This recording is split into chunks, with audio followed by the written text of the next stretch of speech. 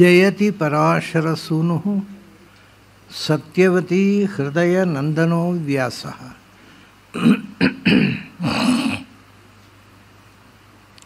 ಯಸ್ಯ ಆಸ್ಯ ಕಮಲಗಲಿತಂ ವಾಂಗ್ಮಯಮೃತಂ ಜಗತ್ಪಿಬತಿ. ಭುಜಗಭೋಗಾಭಮುದ್ಯಮ್ಯ ಹೃದಯಂ ನಿಜಭುಜಂ ದಕ್ಷಿಣಂ ಲಕ್ಷಣಾಢ್ಯಂ ಲಲಿತಮುದ್ರಿಕ್ತವಿಜ್ಞಾನಮುದ್ರಂ ಭಜ ಭಜ ಅನಂತಮಿತ್ಯಾಲಪಂತಂ. ಪ್ರಣತವಾನ್ ಪ್ರಾಣಿನಾಂ ಪ್ರಾಣಭೂತಂ ಪ್ರಣತಿಭಿಃ ಪ್ರಣೇ ಪೂರ್ಣಬೋಧಂ. ಭವದವೋಷ್ಣೇನ ತಾತಪ್ಯಮಾನಾನ್ ಭುವಿ ಪರಂ ನಾಥಮಪ್ರೇಕ್ಷಮಾಣಾನ್. ಭುವನಮಾನ್ಯೇನ ಚ ಅನ್ಯೇನ ದೋಷ್ಣ ಭವತು ಭೀರ್ಮಾ ಇತಿ ನ ಸಾಂತ್ವಯಂತಂ. ಪ್ರಣತವಾನ್ ಪ್ರಾಣಿನಾಂ ಪ್ರಾಣಭೂತಂ ಪ್ರಣತಿಭಿಃ ಪ್ರಣಯೇ ಪೂರ್ಣಬೋಧಂ. ನನ್ನ ಅಧ್ಯಾತ್ಮ ಬಂಧುಗಳೇ, ಇದು ಸ್ವಲ್ಪ ಜಟಿಲವಾದ ಸಂಗತಿ ಮತ್ತು ಇವತ್ತಿನ ಜೀವನಕ್ಕೆ ಬೇಡವಾದದ್ದು. ಆದ್ದರಿಂದ ನಾನು ಹೆಚ್ಚು ವಿಸ್ತಾರ ಮಾಡದೇ ಇದ್ದರೂ ಕೃಷ್ಣ ಏನು ಹೇಳಿದ್ದ, ಹಿಂದಿನವರು ಏನನ್ನು ಸಾಧಿಸಿದರು ಅಂತ ನಮಗೆ ಗೊತ್ತಿರಲಿ ಅಂತ ಅನ್ನೋದಕ್ಕೋಸ್ಕರ ಸಂಕ್ಷೇಪವಾಗಿ ಅದನ್ನು ವಿವರಿಸ್ತಾ ಇದ್ದೇನೆ. ಆ ಇಡೀ ಅಧ್ಯಾಯ ಬಹಳ ಕ್ಲಿಷ್ಟವಾದದ್ದು. ಯಾಕೆಂದರೆ ಆ ಸಿದ್ಧಿಗಳ ಬಗ್ಗೆ, ಅದರ ವಿವರಗಳು, ಅದರ ಸಾಧನೆಗಳನ್ನೆಲ್ಲ ಹೇಳ್ತಾನೆ ಕೃಷ್ಣ. ಮತ್ತು ಆ 18 ಸಿದ್ಧಿಗಳು 8ರಲ್ಲಿ ಅಂತರ್ಭಾವ, ಅದನ್ನು ಮೊದಲು ಸ್ಪಷ್ಟ ತಿಳ್ಕೋಬೇಕು. ನಾನು ಹೇಳ್ತಾ ಬಂದಿದ್ದೇನೆ ನಿನ್ನೆ ಮೊನ್ನೆ. ಇವತ್ತು ಬರೇ ಆ ಯಾವುದರಲ್ಲಿ ಯಾವುದು ಅಂತರ್ಭಾವ ಅನ್ನೋದನ್ನು ಸ್ಪಷ್ಟವಾಗಿ ಹೇಳ್ತೇನೆ. ಆಮೇಲೆ ಮುಂದಕ್ಕೆ ಹೋಗೋಣ. ಮೊದಲು ಏನು ನಮ್ಮದು 18ರಲ್ಲಿ ಮೊದಲನೇದು ಅನೂರ್ಮಿಮತ್ವ.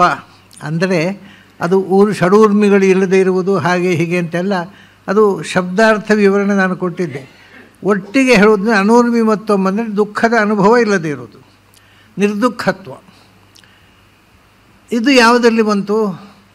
ಅಷ್ಟಮ ಸಿದ್ಧಿಗಳಲ್ಲಿ ಅನೂರ್ಮಿಮತ್ವ ಪ್ರಾಕಾಮ್ಯದಲ್ಲಿ ಒಂದು. ಪ್ರಾಕಾಮ್ಯ ಅಂದರೆ ಹಾಗೆ ತಾನು ಬಯಸಿದ ಆನಂದವನ್ನು ಅನುಭವಿಸು, ದುಃಖ ಇಲ್ಲ, ಆನಂದಾನುಭವದ ಒಂದು ಉತ್ಕರ್ಷಾವಸ್ಥೆ.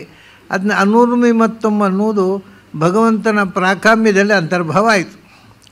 ಆಮೇಲೆ ಮತ್ತೆ 4 ತಗೊಳ್ಳಿ, 1, 4, 6, 7 ಅದು. ಮತ್ತು 4 ಯಾವುದು? ದೂರಶ್ರವಣ, ದೂರದರ್ಶನ, ಆಮೇಲೆ ತ್ರಿಕಾಲಜ್ಞತ್ವ, ಪರಚಿತ್ತಾದ್ಯಭಿಜ್ಞತ. ಇದು 4. ದೂರಶ್ರವಣ, ದೂರದರ್ಶನ, ತ್ರಿಕಾಲಜ್ಞಾನ, ಪರಿಚಿತ್ತ ಜ್ಞಾನ. ಅಂದರೆ ಪರಿಚಿತ್ತ ಜ್ಞಾನ ಅಂದರೆ ನಾವು ಇದು ಮೈಂಡ್ ರೀಡಿಂಗ್ ಅಂತ ಹೇಳ್ತೇವಲ್ವ, ಅದೇ ಕ್ಲೀನ್, ಇನ್ನೊಬ್ಬರ ಮನಸ್ಸಿನಲ್ಲಿ ಏನಿದೆ ಅದನ್ನು ಓದುವುದು. ಇದು 4 ಪ್ರಾಕಾಶ್ಯದಲ್ಲಿ ಸೇರಿದೆ. ಇವಾಗ ಇದು 4 ಪ್ರಾಕಾಶ ಅಂದರೆ ಪ್ರಕಾಶ ಅಂದರೆ ಎಲ್ಲವೂ ನಮ್ಮ ಮುಂದೆ ಬೆಳಕು, ಕತ್ತಲಿಲ್ಲ, ಗೊತ್ತಿಲ್ಲದೇ ಇದ್ದ ಅಂಶವೇ ಇಲ್ಲ, ಅದು ಪ್ರಾಕಾಶ್ಯ. 4 ಆಯ್ತಲ್ಲ. ಇನ್ನು 6 ತಗೊಳ್ಳಿ. ಅದು ಅಲ್ಲಿ ದೂರಶ್ರವಣ ದರ್ಶನ ಆಗಿದೆ. ಅದರ ನಂತರ ಕಾಮರೂಪ, ಮನೋಜವ, ಕಾಮರೂಪ, ಪರಗಾಯ ಪ್ರವೇಶ, ಸ್ವಚ್ಛಂದ ಮೃತ್ಯು, ಆಮೇಲೆ ದೇವಾನಾಂ ಸಹ ಕ್ರೀಡಾ, ಆಮೇಲೆ ಯಥಾ ಸಂಕಲ್ಪ ಸಂಸಿದ್ಧಿ. ಈ 6 ಇದೆಯಲ್ಲ, ಇದೆಲ್ಲವೂ ಕೂಡ ಪ್ರಾಪ್ತಿ ಅಂತ ಹೇಳ್ತಾರೆ. ಪ್ರಾಪ್ತಿ ಅಂದರೆ ಇನ್ನೊಬ್ಬರ ಅಥವಾ ನಮ್ಮ ನಾನು ಇನ್ನೊಬ್ಬರ ಎಲ್ಲ ಇಂದ್ರಿಯಗಳ ಮೇಲೆ ನನಗೆ ಒಡೆತನ. ನಾನು ನಿಮ್ಮ ಕಣ್ಣಿನ ಮೂಲಕ ನೋಡ್ಬೋದು ಅಥವಾ ಇನ್ನೊಬ್ಬರ ಕಿವಿ ಮೂಲಕ ಕೇಳ್ಬೋದು. ಎಲ್ಲ ಇಂದ್ರಿಯಗಳ ಒಡೆತನ ಪ್ರಾಪ್ತಿ. ಇದು 5, 5, 6 ಆಯಿತು. ಈಗೇನಾಯಿತು? 4, 1, 5, 6, 11 ಆಯಿತು. 18ರಲ್ಲಿ ಇನ್ನು 7 ಉಳಿದದ್ದು. ಅದು 1 ಅಪ್ರತಿಹತ ಆಜ್ಞೆ, ಆಮೇಲೆ ಅಪರಾಜಯ ಕೊನೆಯದ್ದು. ಮಧ್ಯದಲ್ಲಿ ಏನು? ಅಗ್ನಿಸ್ತಂಭ, ಸೂರ್ಯಸ್ತಂಭ, ಜಲಸ್ತಂಭ, ವಿಷಸ್ತಂಭ, ಶಸ್ತ್ರಾಸ್ತ್ರ ಸ್ತಂಭ. ಇದು 7. ಇದು 7 ಕೂಡ ಇದರಲ್ಲಿ ಈಶಿತ್ವದಲ್ಲಿ ಬರ್ತದೆ. ಸೊ 1 ಪ್ರಾಕಾಶ್ಯದಲ್ಲಿ ಅಂತರ್ಭಾವ, ಪ್ರಾಕಾಮ್ಯದಲ್ಲಿ, ಮತ್ತು 4 ಪ್ರಾಕಾಶ್ಯದಲ್ಲಿ ಅಂತರ್ಭಾವ, ಉಳಿದದ್ದು 6 ಪ್ರಾಪ್ತಿಯಲ್ಲಿ ಅಂತರ್ಭಾವ ಮತ್ತು 7 ಈಶಿತ್ವದಲ್ಲಿ ಅಂತರ್ಭಾವ. ಅಲ್ಲಿ ಮುಗಿದೋಯ್ತು. ಮತ್ತು ಆ ಅಷ್ಟಸಿದ್ಧಿಗಳಿಗಿಂತ ಹೊರತಾಗಿ ಬೇರೆ ಸಿದ್ಧಿಯೇ ಇಲ್ಲ. ಅದನ್ನು ಸಾಧಿಸುವುದು ಹೇಗೆ? ಇವಾಗ ಹೇಗೆ ನಾವೇನು ಸಾಧಿಸೋಕೆ ಹೋಗೋರಲ್ಲ, ನಾವೇನು ಅಷ್ಟಸಿದ್ಧಿ ಪಡೆಯಲಿಕ್ಕೆ ಹೊರಟವರಲ್ಲ. ಯಾಕೆಂದರೆ ನಮಗೆ ಈಗ ಅದು ಅಪ್ರಸ್ತುತ. ಆ ಸಾಧನೆ ಮಾಡೋದು, ಆ ಸಿದ್ಧಿ ಪಡೆಯೋದು ಅದು ತೀರಾ ಅಪ್ರಸ್ತುತ. ಆದರೆ ಹಿಂದಿನವರು ಅದನ್ನು ಮಾಡ್ತಿದ್ರು ಹೇಗೆ ಅಂತ ಒಂದು ಸುಮ್ಮನೆ ತಿಳುವಳಿಕೆಗೋಸ್ಕರ ನಾನು ಕೆಲವು ಆ ಸಿದ್ಧಿಗಳದ್ದು ಬಗ್ಗೆ ಹೇಳ್ತೇನೆ. ಮೊದಲನೇದು ನಾನು ನಿನ್ನೆ ಪ್ರಸ್ತಾಪ ಮಾಡಿದ್ದೆ. ಏನು? ಒಂದು, ನಾವು ನಮ್ಮ ದೇಹದ ಭಾರವನ್ನು ಕಳ್ಕೊಂಡು ಹತ್ತಿಗಿಂತ ಹಗುರಾಗ್ಬಿಡೋದು, ಅಥವಾ ಪರಮಾಣುವಿಗಿಂತ ಸೂಕ್ಷ್ಮ ರೂಪದಲ್ಲಿರೋದು. ನಾನು ಹೇಳಿದಾರೆ, ಆ ಗೋಡೆ ಇದ್ದರೆ ಗೋಡೆಯ ಗೋಡೆಯಲ್ಲಿ ತೂತಿರೋಲ್ಲ, ಎರಡು ಮಣ್ಣಿನ ಜಾಯಿಂಟ್ನ ಮಧ್ಯದ ಎಡೆಯಲ್ಲಿ ಹೊರಗೆ ಹೋಗಿಬಿಡೋದು. ಇದಕ್ಕೆ ಅಣಿಮ ಅಂತ ಹೇಳ್ತಾರೆ, ಅಣಿಮ ಸಿದ್ಧಿ ಅಂತ. ಅಣಿಮ ಮಹಿಮ, ಅಣಿಮ ಅಂದರೆ ಇದು.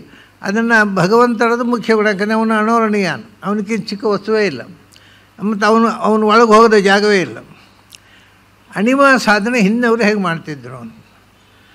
ನಮಗೆ ಯಾವುದೇ ಸಾಧನೆ ಮಾಡಬೇಕಾಗಿದ್ದರೆ ಮೊದಲು ಎರಡು ಸಂಗತಿ ಇರಬೇಕು. ಒಂದು ಸೆಲ್ಫ್ ರಿಯಲೈಸೇಷನ್, ಮತ್ತೊಂದು ಗಾಡ್ ರಿಯಲೈಸೇಷನ್. ಅವನಿಗೆ ತಾನು ಏನು ಅಂತ ಗೊತ್ತಿರಬೇಕು, ಭಗವಂತನ ಸಾಕ್ಷಾತ್ಕಾರ ಆಗಿರಬೇಕು. ಅವರು ಮಾತ್ರ ಇಂಥ ಪವಾಡಗಳನ್ನು ಸಹಜವಾಗಿ ಸಿದ್ಧಿ ಪಡ್ಕೊಳ್ಬೋದು. ಉಳಿದದ್ದೆಲ್ಲ ಮ್ಯಾಜಿಕ್ಕು. ಹಾಗಾಗಿ ಯಾರಿಗೆ ಸೆಲ್ಫ್ ರಿಯಲೈಸೇಷನ್ ಆಗಿದೆ ಅವರು ಸ್ವಲ್ಪ ಪ್ರಯತ್ನಿಸ್ಬೋದು. ಗಾಡ್ ರಿಯಲೈಸೇಷನ್ ಆಗಿದ್ದರೆ ಪೂರ್ಣ ಪ್ರಯಾಣ. ಸೆಲ್ಫ್ ರಿಯಲೈಸೇಷನ್ ಇಲ್ಲದೆ ಯಾವ ಪವಾಡವನ್ನು ಮಾಡಲಿಕ್ಕಾಗೋದಿಲ್ಲ. ಯಾಕೆಂದರೆ ನಾನು ಮಾಡುವುದನ್ನು, ನಾನು ಅಂದರೆ ಯಾರು ನನಗೆ ಗೊತ್ತಿರಬೇಕು. ಅದು ಗೊತ್ತಿಲ್ಲದೆ ಇದ್ದರೆ ಬರೀ ನಾನು ಅಂತ ಶಬ್ದ ಮಾತ್ರ ಆಗುತ್ತೆ. ಅದು ಆ ನಾನು ಗುರುತಿಸಿ ನನ್ನ ಮೂಲಕ ಕ್ರಿಯೆ ಆಗಬೇಕಲ್ಲ. ಆಗ ನಾನು ಯಾರು ಅಂತ ನನಗೆ ಗೊತ್ತಿರಬೇಕು. ಅದು ಸೆಲ್ಫ್ ರಿಯಲೈಸೇಷನೇ ಇಲ್ಲ ಈಗ. ಆದ್ದರಿಂದ ಇವತ್ತು ಪವಾಡ ಮಾಡುವುದು ಬೇಕಾದ್ರೆ ಮೊದಲು ಈ ರಿಯಲೈಸೇಷನ್ ಆಗಬೇಕು. ಏನು ಈ ಅಣಿಮ ಪರಮಾಣುವಿಗಿಂತಲೂ ಹಗುರಾಗಬೇಕು, ಪರಮಾಣುವಿಗಿಂತಲೂ ಸೂಕ್ಷ್ಮ ಆಗಬೇಕು. ಏನು ಮಾಡಬೇಕು ಅದಕ್ಕೆ ಹೇಳ್ತಾರೆ ಅವರು, ಭೂತ ಸೂಕ್ಷ್ಮಾತ್ಮನಿ ಮೈ.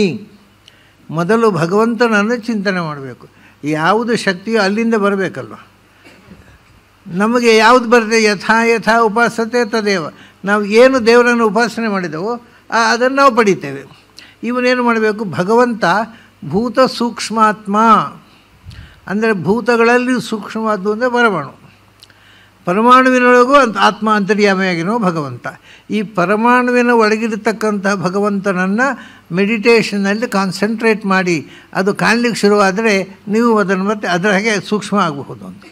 ಭೂತ ಸೂಕ್ಷ್ಮಾತ್ಮನಿ ಮೈ, ಅದು ತನ್ಮಾತ್ರಂ ಚಿಂತೆಯನ್ನು ಧಾರೆಯನ್ನು ಮನಃ. ಅದನ್ನು ಭಗವಂತನಲ್ಲಿ ಮನಸ್ಸನ್ನು ಧಾರಣೆ ಮಾಡಬೇಕು ಅಂತ. ಅಂದರೆ ಕಣ್ಮುಚ್ಚಿ ಕೂತ್ರೆ ಅದು ನಮ್ಮ ಕಣ್ಮುಂದೆ ನಿಲ್ಲಬೇಕು ಸ್ಥಿರವಾಗಿ. ತನ್ಮಾತ್ರ ಬೇರೆ ಚಿಂತನೆ ಮಾಡಬಾರ್ದು. ಈಗ ಭಗವಂತನ ಚಿಂತನೆ ಅಂದರೆ ಅನಂತ ವಿಧ ಚಿಂತನೆ ಉಂಟು. ಇದನ್ನು ಸಾಧನೆ ಮಾಡಬೇಕಾಗಿದ್ದರೆ ಕೇವಲ ಪರಮಾಣುವಿನ ಒಳಗಿರತಕ್ಕ ಭಗವಂತನನ್ನು ಕನ್ಸೀವ್ ಮಾಡಿ ಚಿಂತನೆ ಮಾಡಿ, ಬೇರೆ ಯಾವುದೇ ವಿಷಯ ಬರಬಾರ್ದು ಆ ಚಿಂತನೆಯಲ್ಲಿ. ಅದು ಸಾಧ್ಯ ಆದರೆ ನೀವು ಪರಮಾಣುವಿನಂತೆ ಸಣ್ಣ ರೂಪ ಧರಿಸಲಿಕ್ಕಾಗುತ್ತೆ. ತನ್ಮಾತ್ರಂ ಚಿಂತೆಯನ್ನು ಧಾರೆಯನ್ನು ಮನಃ ಏನು ಮಾಡ್ತಾನೆ? ಅಣಿಮಾನಂ ಅವಾಪ್ನೋತಿ. ನಾವು ಭಗವಂತ ಅಣುವಿಗಿಂತ ಅಣು ಅನ್ನೋದನ್ನು ಧ್ಯಾನದಲ್ಲಿ ಕಂಡುಕೊಂಡು ಸ್ಥಿರಗೊಳಿಸಿಕೊಂಡ್ರೆ ಅವನನ್ನು ಏನಂತ ಉಪಾಸನೆ ಮಾಡಿದೆವೋ ಅದು ನಮಗೂ ಬರುತ್ತೆ, ನಾವು ಅಣುವಾಗಬಹುದು. ಅದು ಅಣಿಮಾನಮವಾಪ್ನೋತಿ ತನ್ಮಾತ್ರ ಉಪಾಸಕ ಪರ ಅಂದರು. ಬೇರೆ ಯಾವುದೂ ಇರಬಾರ್ದು ಮಾತ್ರ. ನಮಗೆ ಅದು ಭಗವಂತ ಬಗ್ಗೆ ತುಂಬ ವಿಷಯ ಗೊತ್ತುಂಟು ನಮಗೆ. ಅವನು ಸರ್ವಜ್ಞ, ಅವನು ಸರ್ವಗತ, ಅದೆಲ್ಲ ಬೇಡ. ಪರಮಾಣುವಿನ ಒಳಗಿರ್ತಕ್ಕ ಭಗವಂತನನ್ನು ರಿಯಲೈಸ್ ಮಾಡು, ಕಾಣು, ನೋಡು, ಅದನ್ನು ಕಾನ್ಸಂಟ್ರೇಟ್ ಮಾಡು. ಆಗ ಭಗವಂತ ನಿನಗೂ ಅಣುವಿನ ರೂಪ ಧಾರಣ ಮಾಡೋ ಶಕ್ತಿಯನ್ನು ಕೊಟ್ಟುಬಿಡ್ತಾನೆ. ಅಂದರೆ ಈ ಶಕ್ತಿಯೆಲ್ಲ ಹೊರಗಿನಿಂದ ಬರುವಂಥದ್ದಲ್ಲ. ಯಾಕೆಂದರೆ 8ರಿಂದ 16 ಆ 8 ಶಕ್ತಿ ಮೂಲತಃ ಭಗವಂತನದ್ದು. ಆ ಶಕ್ತಿಯನ್ನು ನಾವು ಪಡಿಬೇಕಾಗಿದ್ದರೆ ಭಗವಂತನಿಗೆ ಶರಣಾಗದೆ ನಮ್ಮದೇ ಪ್ರಯತ್ನದಿಂದ ನಾವು ಪವಾಡ ಮಾಡ್ತೀವಿ ಅಂತಂದರೆ ಈ ಢೋಂಗಿ ಪವಾಡಗಳು ಮಾಡ್ಬೋದು. ಸಹಜವಾದ ಪವಾಡ ಸಾಧ್ಯ ಆಗೋದಿಲ್ಲ. ಇದು ಒಂದಾಯ್ತು. ಈಗ ಅಣಿಮ ಮಹಿಮ, ಆಮೇಲೆ ಲಘಿಮ, ಆಮೇಲೆ ಪ್ರಾಪ್ತಿ, ಪ್ರಾಕಾಶ್ಯ, ಪ್ರಾಕಮ್ಯ, ಈಶಿತ್ವ, ವಶಿತ್ವ, ಇದೆಲ್ಲ 8 ಶಕ್ತಿಗಳು ಉಂಟಲ್ಲ. ಇದೀಗ ಮಹಿಮ ಅಂದರೆ ಏನು? ಮಹತ್ಯಾತ್ಮನ್ಮಯಿ ಪರೇ. ನಾನು ಹೇಗೆ ಅಣೋರಣೀಯ ಅನ್ನೋ ಕೃಷ್ಣ ಹೇಳೋ ಮಾತಿದು. ನಾನು ಅಣೋರಣೀಯ ಅನ್ನಂತ ಚಿಂತನೆ ಮಾಡು, ಪರಮಾಣುವಿನ ಒಳಗೆ ಇರತಕ್ಕ ನನ್ನನ್ನು ನೋಡು ಅಂತ ಹೇಳ್ತಾರೆ ಅವನು.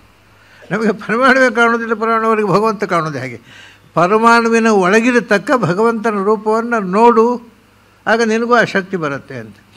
ಮಹತ್ ಆಗಬೇಕಾಗಿದ್ರೆ, ಮಹತ್ತಾಗೋದು ಅಂದರೆ ಅದರಲ್ಲಿ ಅನೇಕ ವಿಧ. ಅದು ಇಡೀ ಬ್ರಹ್ಮಾಂಡ ವ್ಯಾಪಿಸುವ ಮಹತ್ವ ಒಂದು ಉಂಟು, ಅದಲ್ಲ. ನಾವು ಮಹತ್ವ ಆಗೋದಂದ್ರೆ, ಈಗ ಒಂದು ಗಾತ್ರದಲ್ಲಿ ಇದ್ದೆವು ನಾವು, ಆನೆ ಗಾತ್ರ ಆಗಬೇಕು. ಬೇರೆ ಬೇರೆ ಪ್ರಾಣಿಗಳೇನು, ಆ ಪ್ರಾಣಿಗಿಂತ ನಾನು ಎತ್ತರ ಆಗಬೇಕು, ದೊಡ್ಡದಾಗಬೇಕು. ಇದು ಮಹತ್ವ. ಮಹಿಮಾ ಅಂದರೆ ಇದು ಇರೋದಕ್ಕಿಂತ ಎತ್ತರದ ರೂಪ, ದೊಡ್ಡ ರೂಪ. ಅದು ಎತ್ತರ ಅಥವಾ ಅಗಲ ಯಾವುದು ಹೆಚ್ಚಾಗೋದು, ಒಟ್ಟಾರೆ ಅದಕ್ಕಿಂತ ಮಹತ್ತಾದ, ನಾವು ಏನಿದ್ದೇವೆ ಅದಕ್ಕಿಂತ ಮಹತ್ತಾದ ರೂಪವನ್ನು ಧಾರಣೆ ಮಾಡೋದಕ್ಕೆ ಮಹಿಮಾ ಅನ್ನೋದು. ಅದಕ್ಕೆ ಹೇಳ್ತಾರೆ ಮಹತ್ಯಾತ್ಮನ್ ಮೈ ಪರೆ, ನಾನು ಮಹತೋ ಮಹೀಯನಾಗಿ, ಅಂದರೆ ಇಡೀ ವಿಶ್ವವನ್ನು, ವಿಶ್ವದ ಒಳಗೂ ಹೊರಗೂ ತುಂಬಿ ಎಲ್ಲರ ಒಳಗೂ ಇದ್ದೇನಲ್ವ, ನಿನ್ನೊಳಗಿರುವ ನನ್ನನ್ನು, ಆ ಮಹತ್ತಾದ ಇಡೀ ವಿಶ್ವದ ತುಂಬಿರುವ ನನ್ನನ್ನು ಸಮೀಕರಿಸಿ ನೋಡು ಅಂತಾರೆ ಅವರು. ಇದೆಲ್ಲ ನಮಗೆ ಬರೀ ಶಬ್ದ ಮಾತ್ರ, ನೋಡಲಿಕ್ಕಾಗೋಲ್ಲ. ಮಹತ್ಯಾತ್ಮನ ಮೈ ಪರೆ, ಅದನ್ನು ಏನಾವಾಗ ಹಾಗೆ ಭಗವಂತನನ್ನು ನೋಡಿದರೆ ಹೇಗೆ ಅಂದರೆ, ಮೈ ಪರೆ ಯಥಾಸಂಖ್ಯಂ ಮನೋದಧತ್. ಯಥಾಸಂಖ್ಯಂ ಅಂದರೆ ನಮಗೆ ಯಾವ ರೀತಿ ದೊಡ್ಡದಾಗಬೇಕು ಆ ಕ್ರಮದಲ್ಲಿ. ಆನೆಗಿಂತ ದೊಡ್ಡದಾಗಬೇಕು, ಒಳ್ಳೆಯದು. ತಿಮಿಂಗಲಕ್ಕಿಂತ ದೊಡ್ಡದಾಗಬೇಕು, ಅದು ಒಳ್ಳೆಯದು. ಆಮೇಲೆ ಮತ್ತು ಆಕಾಶಕ್ಕಿಂತ ದೊಡ್ಡದಾಗಬೇಕು ಅಂತ ಕೇಳಲಿಕ್ಕೆ ಆಗೋದಿಲ್ಲ. ಯಾವುದಕ್ಕೆ ಇದು ಯಥಾಸಂಖ್ಯಂ, ಯಾವುದೋ ಒಂದು ಮೆಷರ್ಮೆಂಟ್ ಇಟ್ಟು ಅದಕ್ಕಿಂತ ದೊಡ್ಡದಾಗ್ಬೋದು. ಅದು ನಮಗೆ ಯಥಾಸಂಖ್ಯಂ, ನಿಮಗೆ ಯಾವುದು ಆಗಬೇಕು ಅಂತೋ ಅದನ್ನು ಭಗವಂತನಲ್ಲಿ ಕಾನ್ಸಂಟ್ರೇಟ್ ಮಾಡು. ಭಗವಂತ ಅವನು ಯಥಾಸಂಖ್ಯಂ ಅಲ್ಲ, ಅಸಂಖ್ಯ, ಅವನು ಅನಂತ ರೂಪ. ಅವನ ಮಹತ್ವ ಅನಂತ. ನಮಗೆ ಅದು ಅನಂತವಾದಂಥ ಮಹತ್ವ ಸಾಧ್ಯ ಇಲ್ಲ. ಎಷ್ಟು ಬೇಕು ಮೊದಲು ತೀರ್ಮಾನ ಮಾಡಿಕೊಂಡು, ಭಗವಂತ ಎಲ್ಲ ಕಡೆ ತುಂಬಿರೋ ಭಗವಂತ ನಿನ್ನೊಳಗಿದ್ದಾನಲ್ಲ, ಅವನನ್ನು ಕಾನ್ಸಂಟ್ರೇಟ್ ಮಾಡು. ಆಗ ಮಹಿಮಾನವೂ ಅಪ್ನೋತಿ. ಆ ಮಹತ್ವ ಅಂದರೆ ಗಾತ್ರದಲ್ಲಿ ದೊಡ್ಡದಾಗುವುದು ಮತ್ತು ಭಾರವು ಹೆಚ್ಚಾಗೋದು, ಎರಡೂ ಆಗ್ಬೋದು. ಅದು ಹೇಗೆ ಅಂದರೆ ಭೂತಾನಾಂಚ ಪೃಥಕ್ ಅಂದರು. ಅಂದರೆ ಒಂದೊಂದು ವಸ್ತು, ಭೂತ ಒಂದೊಂದು ಪ್ರಾಣಿ, ಅದನ್ನು ಪ್ರತ್ಯೇಕವಾಗಿ ಅದಕ್ಕಿಂತ ದೊಡ್ಡದು, ಇದಕ್ಕಿಂತ ದೊಡ್ಡದು, ಪ್ರತ್ಯೇಕ ಅನುಸಂಧಾನ ಮಾಡಿಕೊಂಡು ಯಾವ ಪ್ರಾಣಿಗಿಂತ ದೊಡ್ಡದವನ ಭಾರ ಇರಬೇಕು, ನಾನು ಎತ್ತರ ಇರಬೇಕು, ಇದನ್ನು ಪ್ರತ್ಯೇಕವಾಗಿ ಸಾಧನೆ ಮಾಡೋದು. ಮಹತ್ವ ಸಾಧನೆ ಒಂದೇ ಅಲ್ಲ. ನಿಮಗೆ ಎಷ್ಟು ದೊಡ್ಡದಾಗಬೇಕು ಅನ್ನೋದು ಹೊಂದಿಕೊಂಡು ಅದು ಬೇರೆ ಬೇರೆ ಆಗುತ್ತೆ. ಒಂದು ಮರ ಇದೆ, ಮರಕ್ಕಿಂತಲೂ ಎತ್ತರ ಆಗಬೇಕು ನಾನು. ಅದೇ ಭೂತಾನ, ನಮ್ಮಲ್ಲಿ ಇರತಕ್ಕಂಥ ವಸ್ತುಗಳ ಪ್ರಮಾಣದ ಪ್ರತ್ಯೇಕವಾಗಿ ಅದಕ್ಕಿಂತ ಎತ್ತರ ಆಗಬೇಕು ನಾನು ಅಂತ ನಾವು ಬಯಸಿದರೆ ಹೇಗೆ ಅಣುವಾಗ್ತೇವೋ ಹಾಗೆ ಮಹತ್ವ ಆಗಲಿಕ್ಕಾಗತ್ತೆ. ಮತ್ತು ಅಷ್ಟೇ ಹಗುರ ಮತ್ತು ಭಾರ ಎರಡು ಬಂತು ಇದರಲ್ಲಿ. ಮಹತ್ವ ಆಗೋದು ಅಂದರೆ ಭಾರದಿಂದಲೂ ಮಹತ್ತಾದ ಅಂದರೆ ಅವನು ಒಬ್ಬರು ಯೋಗಿಗಳಿದ್ದರು ಇಲ್ಲಿ ಹಿಂದೆ, ಈಗಿಲ್ಲ, ಅವ್ರು ತೀರಿಕೊಂಡ್ರು. ಒಬ್ಬರು ವಿದೇಶದಲ್ಲಿ ಅವರ ಆಶ್ರಮ ಇದೆ, ಭಾರತಕ್ಕೂ ಬಂದಿದ್ದರು. ಅವರು ನಮ್ಮ ಮನೆಗೆ ಬಂದಿದ್ದರು. ಅವರು ಹೇಳ್ತಿದ್ದರು, ನನಗೆ ಇದು ಅನುಭವ ಆಗಿದೆ ಅಂತ, ಈ ಎಕ್ಸ್ಪೀರಿಯನ್ಸ್, ಮಹಿಮಾ ಎಕ್ಸ್ಪೀರಿಯನ್ಸ್. ಯಾಕೆಂದರೆ ಒಂದೊಂದು ಸರ್ತಿ ಅವ್ರಿಗೇನೋ ಒಂಥರ ಅವಿಷ್ಟ ಆದಾಗ ನನ್ನನ್ನು ಯಾರಾದ್ರು ಎತ್ತರಿ ಅಂತ ಹೇಳ್ತಿದ್ದಂತೆ. ಇದು ಅವರು ಒಟ್ಟಿಗಿದ್ದವರು ಒಪ್ಪಿದ್ದಾರೆ. ಯಾರು ಏನು ಮಾಡಿದ್ರೆ ಎತ್ತಲಿಕ್ಕೆ ಆಗೋದಿಲ್ಲ, ಪರ್ವತದಷ್ಟು ಭಾರ. ಇದು ನನಗೆ, ನಾನು ಪರ್ವತಕ್ಕಿಂತ ಭಾರ ಆಗಬೇಕು, ಆನೆಗಿಂತ ಭಾರ ಆಯ್ತಲ್ಲ, ಪರ್ವತಕ್ಕಿಂತ ಹೆಚ್ಚು ಭಾರ ಇರಬೇಕು. Okay, sanctioned. ನೀವು ಏನಾಗಬೇಕು ಅದಕ್ಕೆ ನಾವು ಸ್ಯಾಂಕ್ಷನ್ ಮಾಡ್ತೇವೆ. ಆದರೆ ನೀವು ಮೊದಲು ಎಲ್ಲ ಕಡೆ ತುಂಬಿರತಕ್ಕ ಭಗವಂತ ನಿನ್ನೊಳಗೂ ಮಹಾಪರಿಮಾಣದವನಾಗಿ ಇದ್ದಾನೆ ಅನ್ನೋದನ್ನು ರಿಯಲೈಸ್ ಮಾಡಿ ನೋಡು. ಬರೀ ಅವರು ಶ್ಲೋಕ ಓದಿದ್ದನ್ನು ಅರ್ಥ ಮಾಡಿಕೊಳ್ಳೋದಲ್ಲ, ಅದನ್ನು ಅನುಸಂಧಾನ ಮಾಡು, ನೋಡಿ ಭಗವಂತನನ್ನು ಪ್ರಾರ್ಥಿಸ್ಕೊ. ಅವನು ನಿನಗೂ ಆ ಶಕ್ತಿ ಕೊಡ್ತಾನೆ. ಅಂದರೆ ಈ ಎಲ್ಲ ಪವಾಡಗಳ ಹಿಂದೆ ಭಗವಂತನ ಉಪಾಸನೆ ಮತ್ತು ಭಗವಂತನ ಪ್ರಾರ್ಥನೆ ಬಿಟ್ಟು ಬರೀ ಹಾಗೆ ಪವಾಡ ಮಾಡಲಿಕ್ಕಾಗುವುದಿಲ್ಲ ಅಂತ ಹೇಳ್ತದೆ ಭಾಗವತ. ನಮಗೆ ಅಣಿಮಾಯಿತು, ಮಹಿಮ ಆಯಿತು. ಲಘಿಮ ಅಂದರೆ ಹತ್ತಿಗಿಂತ ಹಗರ ಆಗಬೇಕು, ಪರ್ವತಕ್ಕಿಂತ ಭಾರ ಆಗಬೇಕು ಅಂತ ಗೊತ್ತಾಯ್ತು ಮಹಿಮಾದಿಂದಲೇ. ಹತ್ತಿಗಿಂತ ಹಗರ ಆಗಬೇಕು. ಅವನಿಗೆ ಈ ದೊಡ್ಡ ಕಲ್ಗುಂಡು ಕೊಟ್ಟರು ಕೂಡ ಕೈಗಿಟ್ಟಾಗ ಹತ್ತಿ ಹಾಗೆ ಆಗಬೇಕು. ನಾನು ಒಂದು ಮಾತು ಹೇಳಿದ್ದೆ ನಿನ್ನೆ ಎಲ್ಲ, ಏನು ಅಂದರೆ ಈ ವಸ್ತುವಿನ ಅರಿವು ಬರುವುದು ಆ ವಸ್ತುವಿನಿಂದ ಅಲ್ಲ, ನಾವು ಏನನ್ನು ತಿಳ್ಕೊಂಡಿದ್ದೇವೋ ಅದು ಎಕ್ಸ್ಪೀರಿಯನ್ಸ್ ಆಗುತ್ತೆ ಅಂತ. ಅದರಿಂದ ಹಿಪ್ನಾಟಿಕ್ ಕಂಡೀಷನ್ನಲ್ಲಿ ಅವನ ಕೈಗೆ ಕೆಂಡ ಇಟ್ಟು ಇದು ಮಲ್ಲಿಗೆ ಚೆಂಡು ಹೇಗಿದೆ ಅಂದರೆ ಒಳ್ಳೆ ಪರಿಮಳ ಬರ್ತಾ ಇದೆ, ತಂಪಿದೆ ಅಂತಾನೆ. ಸುಡುವುದೇ ಇಲ್ಲ ಕೈ, ಇಟ್ಟದ್ದು ಕೆಂಡ. ಅಂದರೆ ಅವನ ಮನಸ್ಸು ಯಾವುದನ್ನು ಗ್ರಹಿಸಿತ್ತೋ ಅದು ಅಲ್ಲಿ ರಿಯಾಕ್ಟ್ ಆಗೋದು, ಅದು ವಸ್ತುಸ್ಥಿತಿ ಅಲ್ಲ. ಅದೇ ನೀವು ಮಲ್ಲಿಗೆ ಚೆಂಡು ಕೈಯಲ್ಲಿಡಿ, ನೀನು ಕೆಂಡ ಇಟ್ಟಿದ್ದೇನೆ ಹೇಗಿದೆ, ಅಯ್ಯೋ ಸುಡುತ್ತೆ ಅಂತಾನೆ. ಹಾಗಾದರೆ ವಸ್ತು ನಿಜವಾಗಿ ಸುಡುವುದಿಲ್ಲ, ಅವನ ಮನಸ್ಸು ಅದನ್ನು ಸುಡುತ್ತೆ ಅನ್ನೋದನ್ನು ಗ್ರಹಿಸಿಬಿಟ್ಟಿತ್ತು, ಅದು ಸುಡಲಿಕ್ಕೆ ಶುರುವಾಗುತ್ತೆ. ಯಾವತ್ತೂ ಅಷ್ಟೇ ನಮ್ಮ ಅರಿವುಗಳೆಲ್ಲ ನಮ್ಮ ಮನಃಶಾಸ್ತ್ರೀಯ, ಅದು ನಮ್ಮ ಮನಸ್ಸು ನಂಬಿದ್ದು ನಮಗೆ ಸತ್ಯ ಅಂತ. ಆದರೆ ಸತ್ಯ ಅದೇ ಆಗಿರಬೇಕಾದ ನಿಯಮ ಇಲ್ಲ. ಇದು ಅಷ್ಟೇ, ಹೇಗೆ ನಾವು ಏನು ಅವನಿಗೆ ಸಜೆಷನ್ ಕೊಡ್ತೇವೆ ಅದನ್ನು ಮಾಡ್ತಾನೆ ಅವ. ಹಿಪ್ನಾಟಿಕ್ ಕಂಡೀಷನ್, ಒಬ್ಬ ಹಿಪ್ನೋಟೈಸ್ಡ್ ಆಗಿರತಕ್ಕವ ಒಬ್ಬ ಹಿಪ್ನೋಟೈಸರ್ನ ಮಾತಿಗೆ ಸರಿಯಾಗಿ ವ್ಯವಸ್ಥೆ ಮಾಡ್ತಾನೆ. ಇದು ಭಗವಂತನಿಗೇನು ಮಹಾ, ಇದು ಒಂಥರ ವಿಚಿತ್ರವಾದ ಸ್ಥಿತಿ. ಅದರಿಂದ ಯಾವ ಗಾತ್ರ ಏನು ಭಾರ ಆಗಬೇಕು ಅಥವಾ ಹಗುರ ಆಗಬೇಕು ಅದು ಹೇಳ್ತಾರೆ. ಪರಮಾಣುಮಯೇ ಚಿತ್ತಂ ಭೂತಾನಾಂ. ಇದು ಇನ್ನೂ ವಿಷಯ, ಯಾಕಂದರೆ ಹಿಂದೆ ಪರಮಾಣುವಿನಲ್ಲಿರ್ತಕ್ಕ ಭಗವಂತನನ್ನು ನೋಡು ಅಂತ ಹೇಳಿದರು. ಆಗ ನಾವು ಸಣ್ಣ ಹಡವ ಪರಮಾಣುವಿನ ಗಾತ್ರ ನಾವು ಆದೆವು.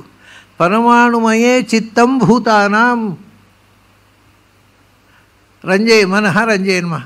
ಈಗ ಏನಾಗಬೇಕು ಅಂತಂದ್ರೆ ಎಲ್ಲ ವಸ್ತುಗಳ ಪರಮಾಣುಗಳಿಗಿಂತಲೂ ಅಣುವಿಗಿಂತಲೂ ಪರಮಾಣು ಅಂದರೆ smaller than atoms, smaller than your own self.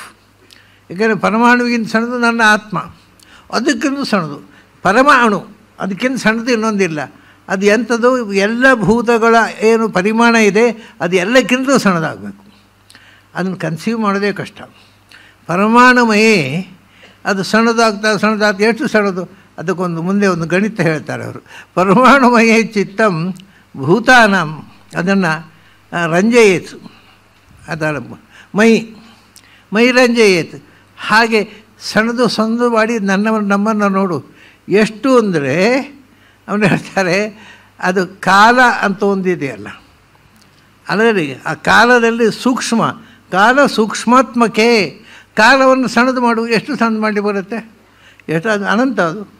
ಯಾಕೆಂದರೆ ಕಾಲ ಅಂದರೆ ನಾವು ಒಂದು ಮೊಮೆಂಟ್ ಅಂತ ಇಟ್ಟುಕೊಳ್ಳಿ, ಕಣ್ಣು ಮುಚ್ಚಿದ ಹರಿಯುವ ಸ್ಥಳ, ಅದರ 1001 ಕಾಲವೇ ಅಲ್ಲ, ಅದು 10,001 ಕಾಲವೇ, ಅದು ಅನಂತದ ಒಂದು ಕೂಡ ಕಾಲವೇ ಅಲ್ಲ. ಹಾಗಾದರೆ ಕಾಲವನ್ನು ಸಣ್ಣದು ಮಾಡ್ತಾ ಹೋದರೆ ಅದು ಅನಂತ, ಅದು ತುಂಡು ಅನ್ನೋದು ಎಂಡಿಲ್ಲ ಅದಕ್ಕೆ.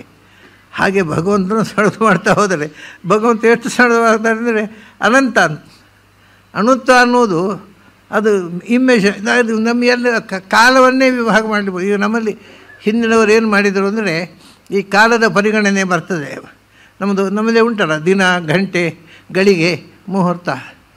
ಒಂದು ಅತ್ಯಂತ ಸಣ್ಣ ಕಾಲ ಲವಕಾಲ, ಅದು ಎಷ್ಟು ಗೊತ್ತಾ, ಸುಮಾರು ನಮ್ಮ ಸೆಕೆಂಡಿಗಿಂತ 16,000 ಪಟ್ಟು ಚಿಕ್ಕದು.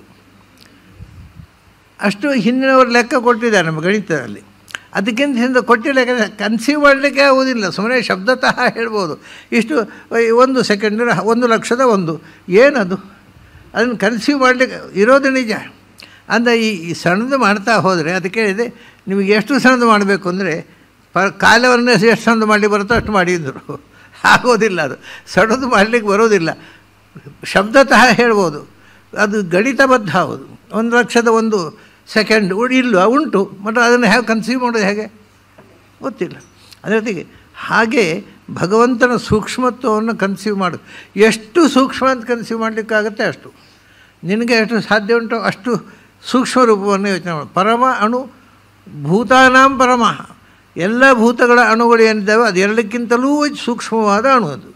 ಅಂದರೆ ಸಬ್ಯಾಟಮ್ಸ್ಗಿಂತಲೂ ಸೂಕ್ಷ್ಮಕ್ಕೆ ಹೋಗು.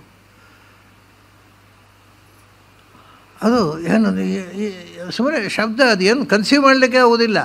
ಅದನ್ನು ಕನ್ಸೀವ್ ಮಾಡಿ ನಿನ್ನ ಮನಸ್ಸಿಗೆ ಎಷ್ಟು ಸೂಕ್ಷ್ಮ ರೂಪವನ್ನು ಕನ್ಸೀವ್ ಮಾಡಲಿಕ್ಕೆ ಸಾಧ್ಯ ಅಷ್ಟು ಸೂಕ್ಷ್ಮ ರೂಪಕ್ಕೆ ಹೋಗು. ಅದೇ ಕಾಲ ಸೂಕ್ಷ್ಮಾತ್ಮಕೆ ಯೋಗಿ ಆವಾಗ ಲಘಿಮಾನಂ ವಾಪ್ನುಯಾತ್ ಅಂತ. ಇದು ಲಘಿಮ ಹಗುರ ಆಗೋದುಂಟಲ್ಲ, ತುಂಬ ಕಷ್ಟದ ಕೆಲಸ ಅದು. ಪರಮಾಣು ಎಷ್ಟು ಸೂಕ್ಷ್ಮಕ್ಕೆ ಹೋಗುತ್ತೆ, ಅದರ ಸಬ್ಯಾಟಮ್ಸ್ ಎಷ್ಟು ಸೂಕ್ಷ್ಮಕ್ಕೆ ಹೋಗುತ್ತೆ. ನಮ್ಮ ಫ್ರಿಡ್ಜಾಫ್ ಕಾಪರ ಅದನ್ನು ಹೇಳೋದವರು, ನಮಗೆ ಏನೂ ಗೊತ್ತಿಲ್ಲ. ವಿಜ್ಞಾನಕ್ಕೆ ಎಲ್ಲ ಗೊತ್ತಿದೆ ಅಂತ ತಿಳ್ಕೊಂಡಿದ್ದೆವು. ನಮಗೇನು ಅರ್ಥ ಆಗೋಲ್ಲ. ಯಾಕೆಂದರೆ ನಮಗೆ ಆ್ಯಟಮು ಗೊತ್ತಿದೆ, ಅದರ ಸಬ್ ಆ್ಯಟಮ್ಸು ಗೊತ್ತಿದೆ. ಆಮೇಲೆ ಅದು ಏನು ತದೇ ಜತಿ ತನ್ನೇ ಜತಿ, ಅದು ತಿರುಗ್ತಾ ಇದೆಯೋ ಸ್ಥಿರ ಇದೆಯೋ ನಮ್ಗೆ ಗೊತ್ತಿಲ್ಲ. ಉಪನಿಷತ್ಕಾರದನ್ನು ಹೇಳಿ ತದೇ ಜತಿ ತನ್ನೇ ಜತಿ, ಅದು ತಿರುಗ್ತಾ ಇದೆ. Whether it moves or not, it moves and it moves not ಅಂದರು ಅವರು. ಅಂದರೆ ಒಂದು ಥರ ನೋಡಿದ್ರೆ ಅದು ಪರಮಾಣುವಿನೊಳಗೆ ಸೂಕ್ಷ್ಮಾಣುಗಳು ನಿರಂತರ ನೋಡಿ. ಈ ಇಡೀ ಬ್ರಹ್ಮಾಂಡ ತಿರುಗುತ್ತೆ ಅಂದರೆ ನಮಗೆ ಅರ್ಥ ಆಗುತ್ತೆ. ಭೂಮಿಯ ಸೂರ್ಯ ಸುತ್ತುವುದು, ಭೂಮಿಯ ಸುತ್ತು ತಿರುಗೋದು, ಚಂದ್ರ ತಿರುಗೋದು, ಗ್ರಹಗಳು ತಿರುಗೋದು, ಇದು ಅರ್ಥ ಆಗುತ್ತೆ.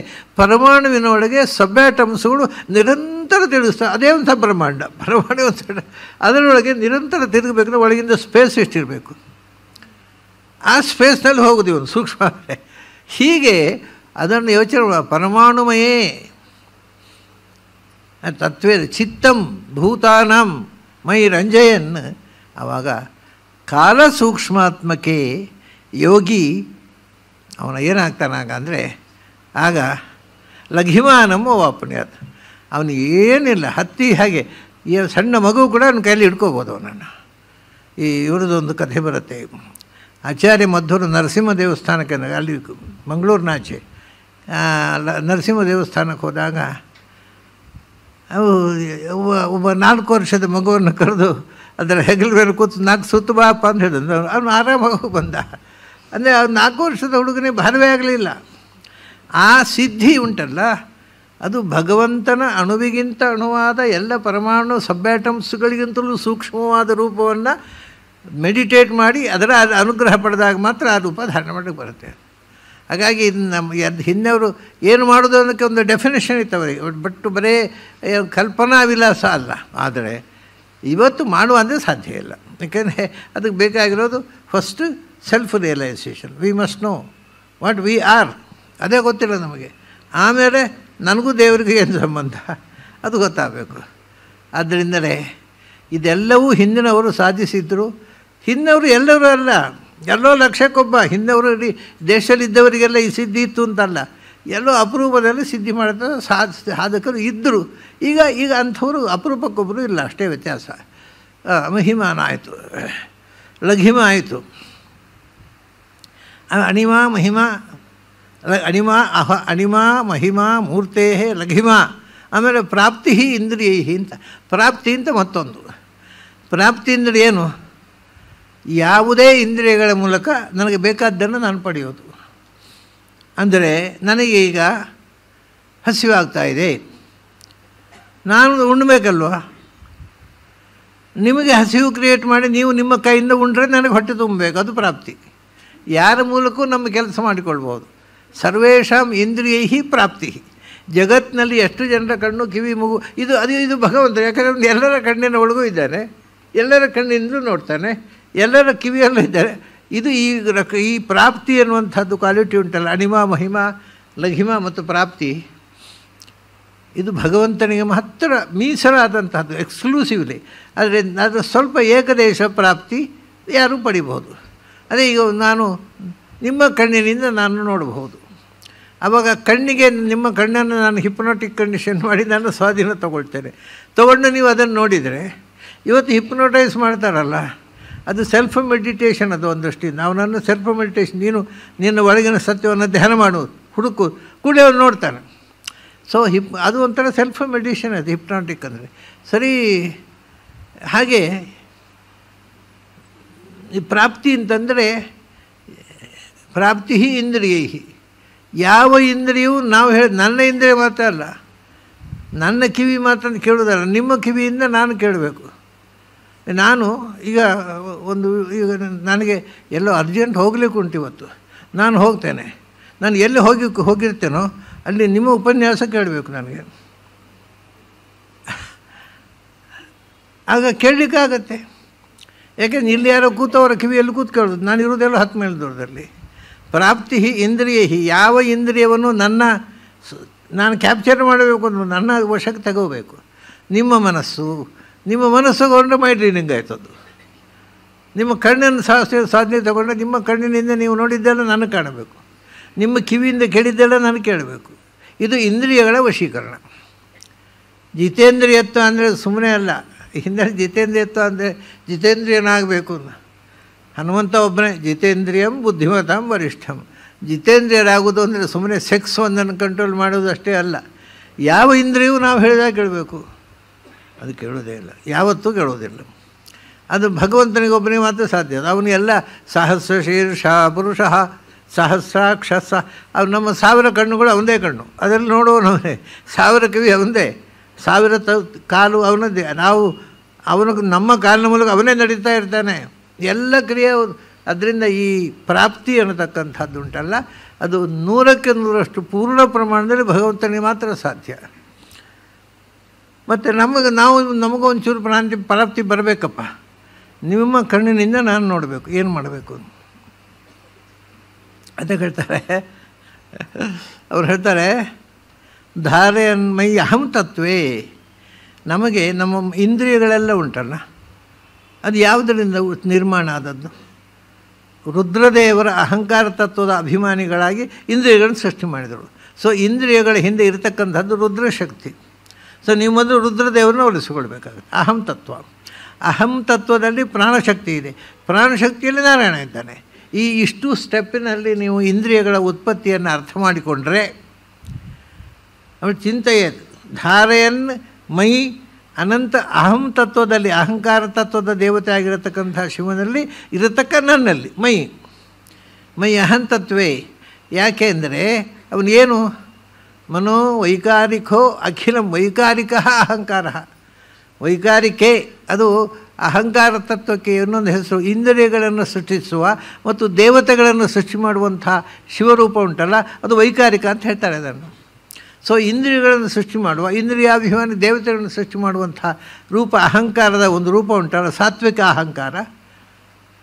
ಅದರಿಂದ ಆದ್ದರಿಂದ ಮೊದಲು ಈ ಇಂದ್ರಿಯಗಳನ್ನು ಸೃಷ್ಟಿ ಮಾಡಿದ ಇದರ ಅಪ್ಪನನ್ನು ಪರಿಚಯ ಮಾಡ್ಕೊ. ಆಮೇಲೆ ಅಪ್ಪನಿಂದ ಅವರು ಗುಟ್ಟು ತಿಳ್ಕೊ ಸ್ವಲ್ಪ. ಆಮೇಲೆ ಪ್ರಾಣದೇವರ ಹತ್ರ ಹೋಗಿ. ಯಾಕೆಂದರೆ ಪ್ರಾಣಾನಾಂ ಪ್ರಾಣಃ, ಇಂದ್ರಿಯಗಳು ಎಲ್ಲ ಇಂದ್ರಿಯಗಳ ಸಮಷ್ಟಿ ಅಧಿಕಾರ ಪ್ರಾಣದೇವರಲ್ಲಿ. ಪ್ರಾಣದೇವರ ಹತ್ರ ಹೋಗು. ಪ್ರಾಣದೇವರು ನನಗೆ ಗೊತ್ತಿಲ್ಲಪ್ಪ ಅವನಿಗೆ ಅಂತಾರೆ ಅವರು, ಅಲ್ಲಿಗೆ ಹೋಗು. ಹೀಗೆ ಇಂದ್ರಿಯಗಳು, ಅದನ್ನು ಸೃಷ್ಟಿ ಮಾಡಿರ್ತಕ್ಕಂಥ ಶಿವತತ್ವ, ಅದನ್ನು ನಿಯಂತ್ರಣ ಮಾಡ್ತಕ್ಕ ಪ್ರಾಣತತ್ವ, ಅದನ್ನು ನಿಯಂತ್ರಣ ಮಾಡ್ತಕ್ಕ ನಾರಾಯಣ ತತ್ವ, ಇಷ್ಟನ್ನು ಒಂದರ ಮೇಲೆ ಒಂದು ನೋಡಿ ಇದನ್ನು ಸಾಕ್ಷಾತ್ಕರಿಸಿಕೊಂಡರೆ ಆವಾಗ ಯಾರ ಕಿವಿಯಿಂದಲೂ ನಾವು ಕೇಳ್ಬೋದು, ಯಾರ ಕಣ್ಣಿಂದಲೂ ನಾವು ನೋಡ್ಬೋದು. ಪ್ರಯತ್ನ ಮಾಡೋದಾದರೆ ಮಾಡಿ. ಮೈ ಅದೇ ಧಾರೆಯನ್ನು ಮೈ ಅಹಂ ತತ್ವೇ ಮನೋ ವೈಕಾರಿಕೆ ಅಖಿಲಂ ಮನಃ ಧಾರೆಯನ್ನು. ಅದೇ ಹೇಳ್ತಾರೆ, ಅಲ್ಲಿ ಒಂದು ಚೂರು ವಿಚಲಾಗಬಾರ್ದು. ಇಡೀ ಮನಸ್ಸು ಅಲ್ಲಿ ಅಪಾಯಿಂಟೆಡ್ಡಾಗಿ ಅಲ್ಲಿಯೇ ಇರಬೇಕು. ಇಂದ್ರಿಯಾಭಿಮಾನಿ ದೇವತೆ, ಅದನ್ನು ನಿಂತಿಸೋ ಪ್ರಾಣತತ್ವ, ಅದನ್ನು ನಿಂತಿಸೋ ಭಗವಂತ. ಅದು ಒಂದೇ ಆಸ್ಪೆಕ್ಟ್. ಭಗವಂತ ಅನ್ನೋದು ಇನ್ನೊಂದು ಆಸ್ಪೆಕ್ಟ್ ಕೂಡ ಬರಬಾರ್ದು. ತನ್ಮಾತ್ರ ಉಪಾಸಕ ಅಂತ ನಾವು ಏನು ಹೇಳಿದ್ದೇವೆ ಅಷ್ಟನ್ನು ಮಾತ್ರ. ಅದರ ಉಳಿದ ದೇವರು ಎಲ್ಲ ಧರ್ಮಗಳು ಇದೆ ದೇವರಲ್ಲಿ, ಅದನ್ನೆಲ್ಲ ಅಲ್ಲ. ಈ ಸಿದ್ಧಿ ಆಗಬೇಕಾದ್ರೆ ಇಷ್ಟನ್ನೇ ಎಕ್ಸ್ಕ್ಲೂಸಿವ್ ಆಗಿ ಧ್ಯಾನ ಮಾಡಬೇಕು. ಅದನ್ನು ನೀವು ಮಾಡಿದರೆ ಅಖಿಲ ಮನಃ ಏನಾಗತ್ತೆ? ಸರ್ವೇಂದ್ರಿಯಾಣ ಆತ್ಮತ್ವಂ ಪ್ರಾಪ್ತಿಂ ಪ್ರಾಪ್ನೋತಿ ಮನ್ಮನಃ. ಹಾಗೆ ಮಾಡಿದರೆ ನಿಮಗೆ ಪ್ರಾಪ್ತಿ ಅನ್ನತಕ್ಕಂಥದ್ದು ಬರುತ್ತೆ. ಪ್ರಾಪ್ತಿ ಅಂದರೆ ಏನು? ಸರ್ವೇಂದ್ರಿಯಾಣ ಆತ್ಮತ್ವ, ಎಲ್ಲ ಇಂದ್ರಿಯಗಳ ಮೇಲೆ, ನಮ್ಮ ಇಂದ್ರಿಯಗಳಷ್ಟೇ ಅಲ್ಲ, ಎಲ್ಲರ ಇಂದ್ರಿಯಗಳ ಮೇಲೆ, ಎಲ್ಲ ಇಂದ್ರಿಯಗಳ ಮೇಲೆ ನಮಗೆ ಸ್ವಾಧೀನ, ಆತ್ಮತ್ವ, ಸ್ವಪ್ರಭುತ್ವ. ಅದನ್ನು ಆದರೆ ಅದು ಬರಬೇಕಾಗಿದ್ದರೆ ಇಡೀ ಉಪಾಸನೆ ಮನ್ಮನಃ, ನನ್ನನ್ನು ಮರೆತರೆ ನಿನಗೆ ಯಾವ ಸಿದ್ಧಿ ಆಗೋಲ್ಲ ಅಂತಾರೆ ಕೃಷ್ಣ.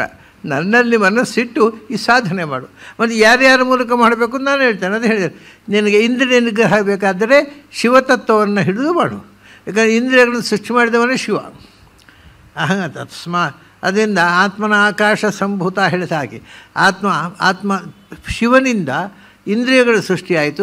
ಶಿವನಿಂದ ಇಂದ್ರಿಯಾಭಿಮಾನ ದೇವತೆಗಳು ಸೃಷ್ಟಿಯಾದರು. ಆಮೇಲೆ ಈ ಶಿವನಿಂದ ಪಂಚಭೂತಗಳು ಸೃಷ್ಟಿಯಾಯಿತು. ಇದೆಲ್ಲವೂ ಶಿವನಿಂದ ಸೃಷ್ಟಿಯಾದದ್ದು. ಅದರಿಂದ ಈ ಪ್ರಪಂಚ ಉಂಟಲ್ಲ, ಈ ಪ್ರಪಂಚ ಪಂಚಮುಖನಾದ ಶಿವನಿಂದೇ ಆದದ್ದು. ಈ ಪ್ರಪಂಚ ಸೃಷ್ಟಿಗೋಸ್ಕರ ಅವನಿಗೆ 5 ಮೂರೆ.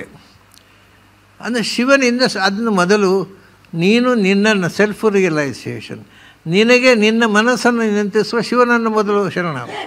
ಅಲ್ಲಿಂದ ಇಡೀ ಇಂದ್ರಿಯಗಳನ್ನು ನಿಯಂತ್ರಿಸುವ ಪ್ರಾಣದೇವರು, ಅಲ್ಲಿಂದ ಎಲ್ಲವರನ್ನು ನಿಯಂತ್ರಿಸುವ ಭಗವಂತ. ಈ ಹಂತದಲ್ಲಿ ಇವರೆಲ್ಲರ ರಿಯಲೈಸೇಷನ್ ನಿನಗೆ ಆದರೆ ಯಾರ ಕಿವಿಯಿಂದಲೂ ನೀನು ಕೇಳ್ಬೋದು. ಇದು ಪ್ರಾಪ್ತಿ. ಸರ್ವೇಂದ್ರಿಯಾಣಂ ಈಶತ್ವಂ ಪ್ರಾಪ್ತಿಂ ಪ್ರಾಪ್ನೋತಿ. ಆದರೆ ಮನ್ಮನಃ, ನಿನಗೆ ಮನಸ್ಸು ಇನ್ನೊಬ್ಬರದ್ದು ಕಣ್ಣಿನ ಮೂಲಕ ನೋಡುವುದರಲ್ಲಿ ಮನಸ್ಸಿರಬಾರ್ದು, ಮನಸ್ಸು ನನ್ನಲ್ಲಿರಬೇಕು. ಇದು ಸಿದ್ಧಿ ಆಗತ್ತೆ. ಇದಾಯಿತು. ಹೀಗೆಯೇ ಒಂದೊಂದೇ ಹೇಳ್ತಾರೆ ಅವರು. ಈಗ ನಮಗೆ ಅಣಿಮ, ಮಹಿಮ, ಲಘಿಮ, ಆಮೇಲೆ ಪ್ರಾಪ್ತಿ, 4 ಆಯಿತು ಅಷ್ಟಸಿದ್ಧಿಗಳಲ್ಲಿ. ನಾನು 8 ಹೇಳೋಲ್ಲ, ಒಂದು ಆದರೂ ಈ ಭಗವಂತನ ಮುಖ್ಯ ಗುಣಗಳಲ್ವ, ಅದಕ್ಕೋಸ್ಕರ ಅದನ್ನು ಸ್ವಲ್ಪ ಹೇಳ್ತೀನಿ. ಆಯಿತು. ಪ್ರಾಪ್ತಿ ಆದಮೇಲೆ ಏನು? ಪ್ರಾಪ್ತಿ ಆದಮೇಲೆ ಪ್ರಾಕಾಶ್ಯಂ ಶ್ರುತದೃಷ್ಟೇಶು, ನೀವು ಕೇಳಿದ ಕಂಡ ಎಲ್ಲ ವಿಷಯಗಳು ಸಮಸ್ತವೇ. ಇದು ಅದು ಅಂದರೆ ಒಂದು ದೃಷ್ಟಿಯಿಂದ ಪ್ರಾಕಾಶ್ಯ ಅಂದರೆ ಸರ್ವಜ್ಞತ್ವ. ನಿಮಗೆ ಏನು ನೀವು ಕಂಡದ್ದು ಕೇಳಿದ್ದು ಅಷ್ಟೇ ಅಲ್ಲ, ಎಲ್ಲ ವೇದಗಳು, ಎಲ್ಲ ಪುರಾಣಗಳು ನಿಮಗೆ ಬುದ್ಧಿಸ್ತ. ನೀವು ಕಣ್ಮುಚ್ಚಿ ತೆರೆಯೋದ್ರೊಳಗೆ ಎಲ್ಲ ವೇದ ನಿಮ್ಮ ಕಣ್ಮುಂದೆ ಬರಬೇಕು. ವೇದಗಳನ್ನು ಕೋಟು ಮಾಡಲಿಕ್ಕೆ ನೀವು ವೇದ ಉರು ಹಾಕೋದು ಬೇಡ, ಪುರಾಣಗಳನ್ನು ಕೋಟು ಮಾಡಲಿಕ್ಕೆ ಪುರಾಣ ಉರು ಹಾಕೋದು ಬೇಡ. ಅದು ತಕ್ಷಣ ಅಲ್ಲಿ ಬರಬೇಕು, ಬಾಯಲ್ಲಿ ಬರ್ತದೆ. ಅದಕ್ಕೆ ಬರಬೇಕಾಗಿದ್ದರೆ ಅದಕ್ಕೆ ಪ್ರಾಕಾಶ್ಯ ಅನ್ನುವಂಥ ಸಿದ್ಧಿ ಪಡಿಬೇಕು. ಭಗವಂತ ಸರ್ವಜ್ಞ ಆದ್ದರಿಂದ ಎಲ್ಲವೂ ಪ್ರಕಾಶ ಅವನಿಗೆ. ನಮಗೆ ಪೂರ್ಣ ಪ್ರಮಾಣದಲ್ಲಿ ಯಾವುದೂ ಬರೋಲ್ಲ, ಯಾರಿಗೂ, ಬ್ರಹ್ಮದೇವರಿಗೂ ಬರೋಲ್ಲ. ಈಗ ಉದಾಹರಣೆಗೆ ಬ್ರಹ್ಮದೇವರಿಗೆ ಇದು ಕ್ವಾಲಿಟಿ, ಇದು ಬ್ರಹ್ಮದೇವರು ಮತ್ತು ವಾಯುದೇವರ ಕ್ವಾಲಿಟಿ ಇದು, ಯಾವುದು? ಪ್ರಾಕಾಶ್ಯ, ಸರ್ವಜ್ಞತ್ವ. ಆದರೆ ಅವರಿಗೂ ಕೂಡ ಆಲೋಚನೆ ಸರ್ವ ವಿಷಯಂ. ಭಗವಂತ ಆಲೋಚನೆ ಇಲ್ಲದೆ ಬರುತ್ತೆ. ಬ್ರಹ್ಮದೇವರಿಗೆ ವಾಯುದೇವರಿಗೆ ಸರ್ವಜ್ಞತ್ವ ಇದ್ದರೂ ಕೂಡ ಅವರಿಗೆ ಯಾವಾಗಲೂ ಇರೋದಿಲ್ಲ. ಅದರ ಕುರಿತು ಆಲೋಚನೆ ಕಾನ್ಸಂಟ್ರೇಟ್ ಮಾಡಬೇಕು. ಆ ಪಾಯಿಂಟು ಮನಸ್ಸನ್ನು ಅಲ್ಲಿಗೆ ಕಾನ್ಸಂಟ್ರೇಟ್, ಆವಾಗ ಎಲ್ಲೂ ಹೇಳಲಿಕ್ಕಾಗುತ್ತೆ. ಆದರೆ ಭಗವಂತರಿಗೆ ಕಾನ್ಸಂಟ್ರೇಷನ್ ಅಂತಂದು ಎಲ್ಲೂ ಇಲ್ಲ, ಅದು ಮುಖ್ಯ. ಇದನ್ನು ಹೇಳ್ತಾರೆ. ಹಾಗಾದರೆ ಈಗ ನಮಗೆ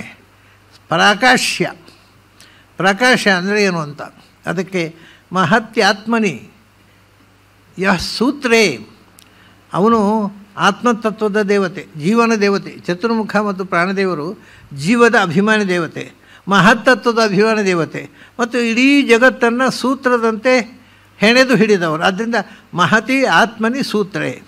ಯಸ್ ಸೂತ್ರೇ ಧಾರಯೇತ್ ಮೈ ಮಾನಸಂ. ಇವರೆಲ್ಲರನ್ನು, ನನ್ನಲ್ಲಿ ಇರತಕ್ಕ ಇವರನ್ನು ಮನಸ್ಸಿನಲ್ಲಿ ಧಾರಣೆ ಮಾಡು. ಆಗ ಏನಾಗತ್ತೆ? ಆಗ ಏನು ಅಂದರೆ, ಅವಾಗ ಇದನ್ನು ಅಂದರೆ ಪ್ರಾಕಾಶ್ಯಂ ಪಾರಮೇಷ್ಠ್ಯಂ ಮೇ ವಿಂದತೆ ಅವ್ಯಕ್ತ ಜನ್ಮನಃ. ಆಗ ಅವರಲ್ಲಿ ಪ್ರಾಕಾಶ್ಯ ಅನ್ನುವನ್ನು ಪಡೀತಾನೆ. ಪ್ರಾಕಾಶ್ಯ ಅಂದರೆ ಏನು ಅಂದರೆ ಪಾರಮೇಷ್ಠ್ಯಂ, ಅದು ಚತುರ್ಮುಖನ ಕ್ವಾಲಿಟಿ. ಅವನ ಅನುಗ್ರಹ ಬೇಕು, ಪ್ರಾಣದೇವರ ಕ್ವಾಲಿಟಿ, ಅವರ ಅನುಗ್ರಹ ಬೇಕು, ಆವಾಗ ಪಡೀತಾನೆ. ಮತ್ತು ಇನ್ನೂ ತಮಾಷೆ ಏನು ಅಂದರೆ, ತನ್ನ ಬಗ್ಗೆ ಹೇಳ್ತಾನೆ, ನಾನು ಈ ಪ್ರಾಣತತ್ವ, ಚತುರ್ಮುಖ ತತ್ವ ಎಲ್ಲವನ್ನೂ ಮೀರಿ ನಿಂತವನು. ಯಾಕೆ? ಅವ್ಯಕ್ತ ಜನ್ಮನ. ಇವರಿಗೆ ತಾಯಿ, ಎಲ್ಲರ ತಾಯಿಯಾದಂಥ ಪ್ರಧಾನ ಅವ್ಯಕ್ತ ಚಿತ್ತ ಪ್ರಕೃತಿ, ಅದನ್ನು ಸೃಷ್ಟಿ ಮಾಡಿದವ ನಾನು. ಅದೇ ಅವ್ಯಕ್ತ ಜನ್ಮ ಅಂದರೆ ನೋಡಿ, ಗೀತೆಯಲ್ಲಿ ಬರುತ್ತೆ.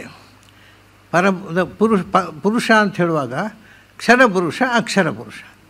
ಕ್ಷರಪುರುಷರು ಬ್ರಹ್ಮಾದಿಗಳು, ಅಕ್ಷರ ಪುರುಷರು ಲಕ್ಷ್ಮಿ. ಇದು ಎರಡನ್ನೂ ಅತೀತನಾದವ ಅಕ್ಷರ ಜನ್ಮ, ಅವ್ಯಕ್ತ ಜನ್ಮ. ಅವನು ಪುರುಷೋತ್ತಮ, ಕ್ಷರಾಕ್ಷರ ಪುರುಷರಿಗಿಂತ ಹಿರಿಯನಾದವ.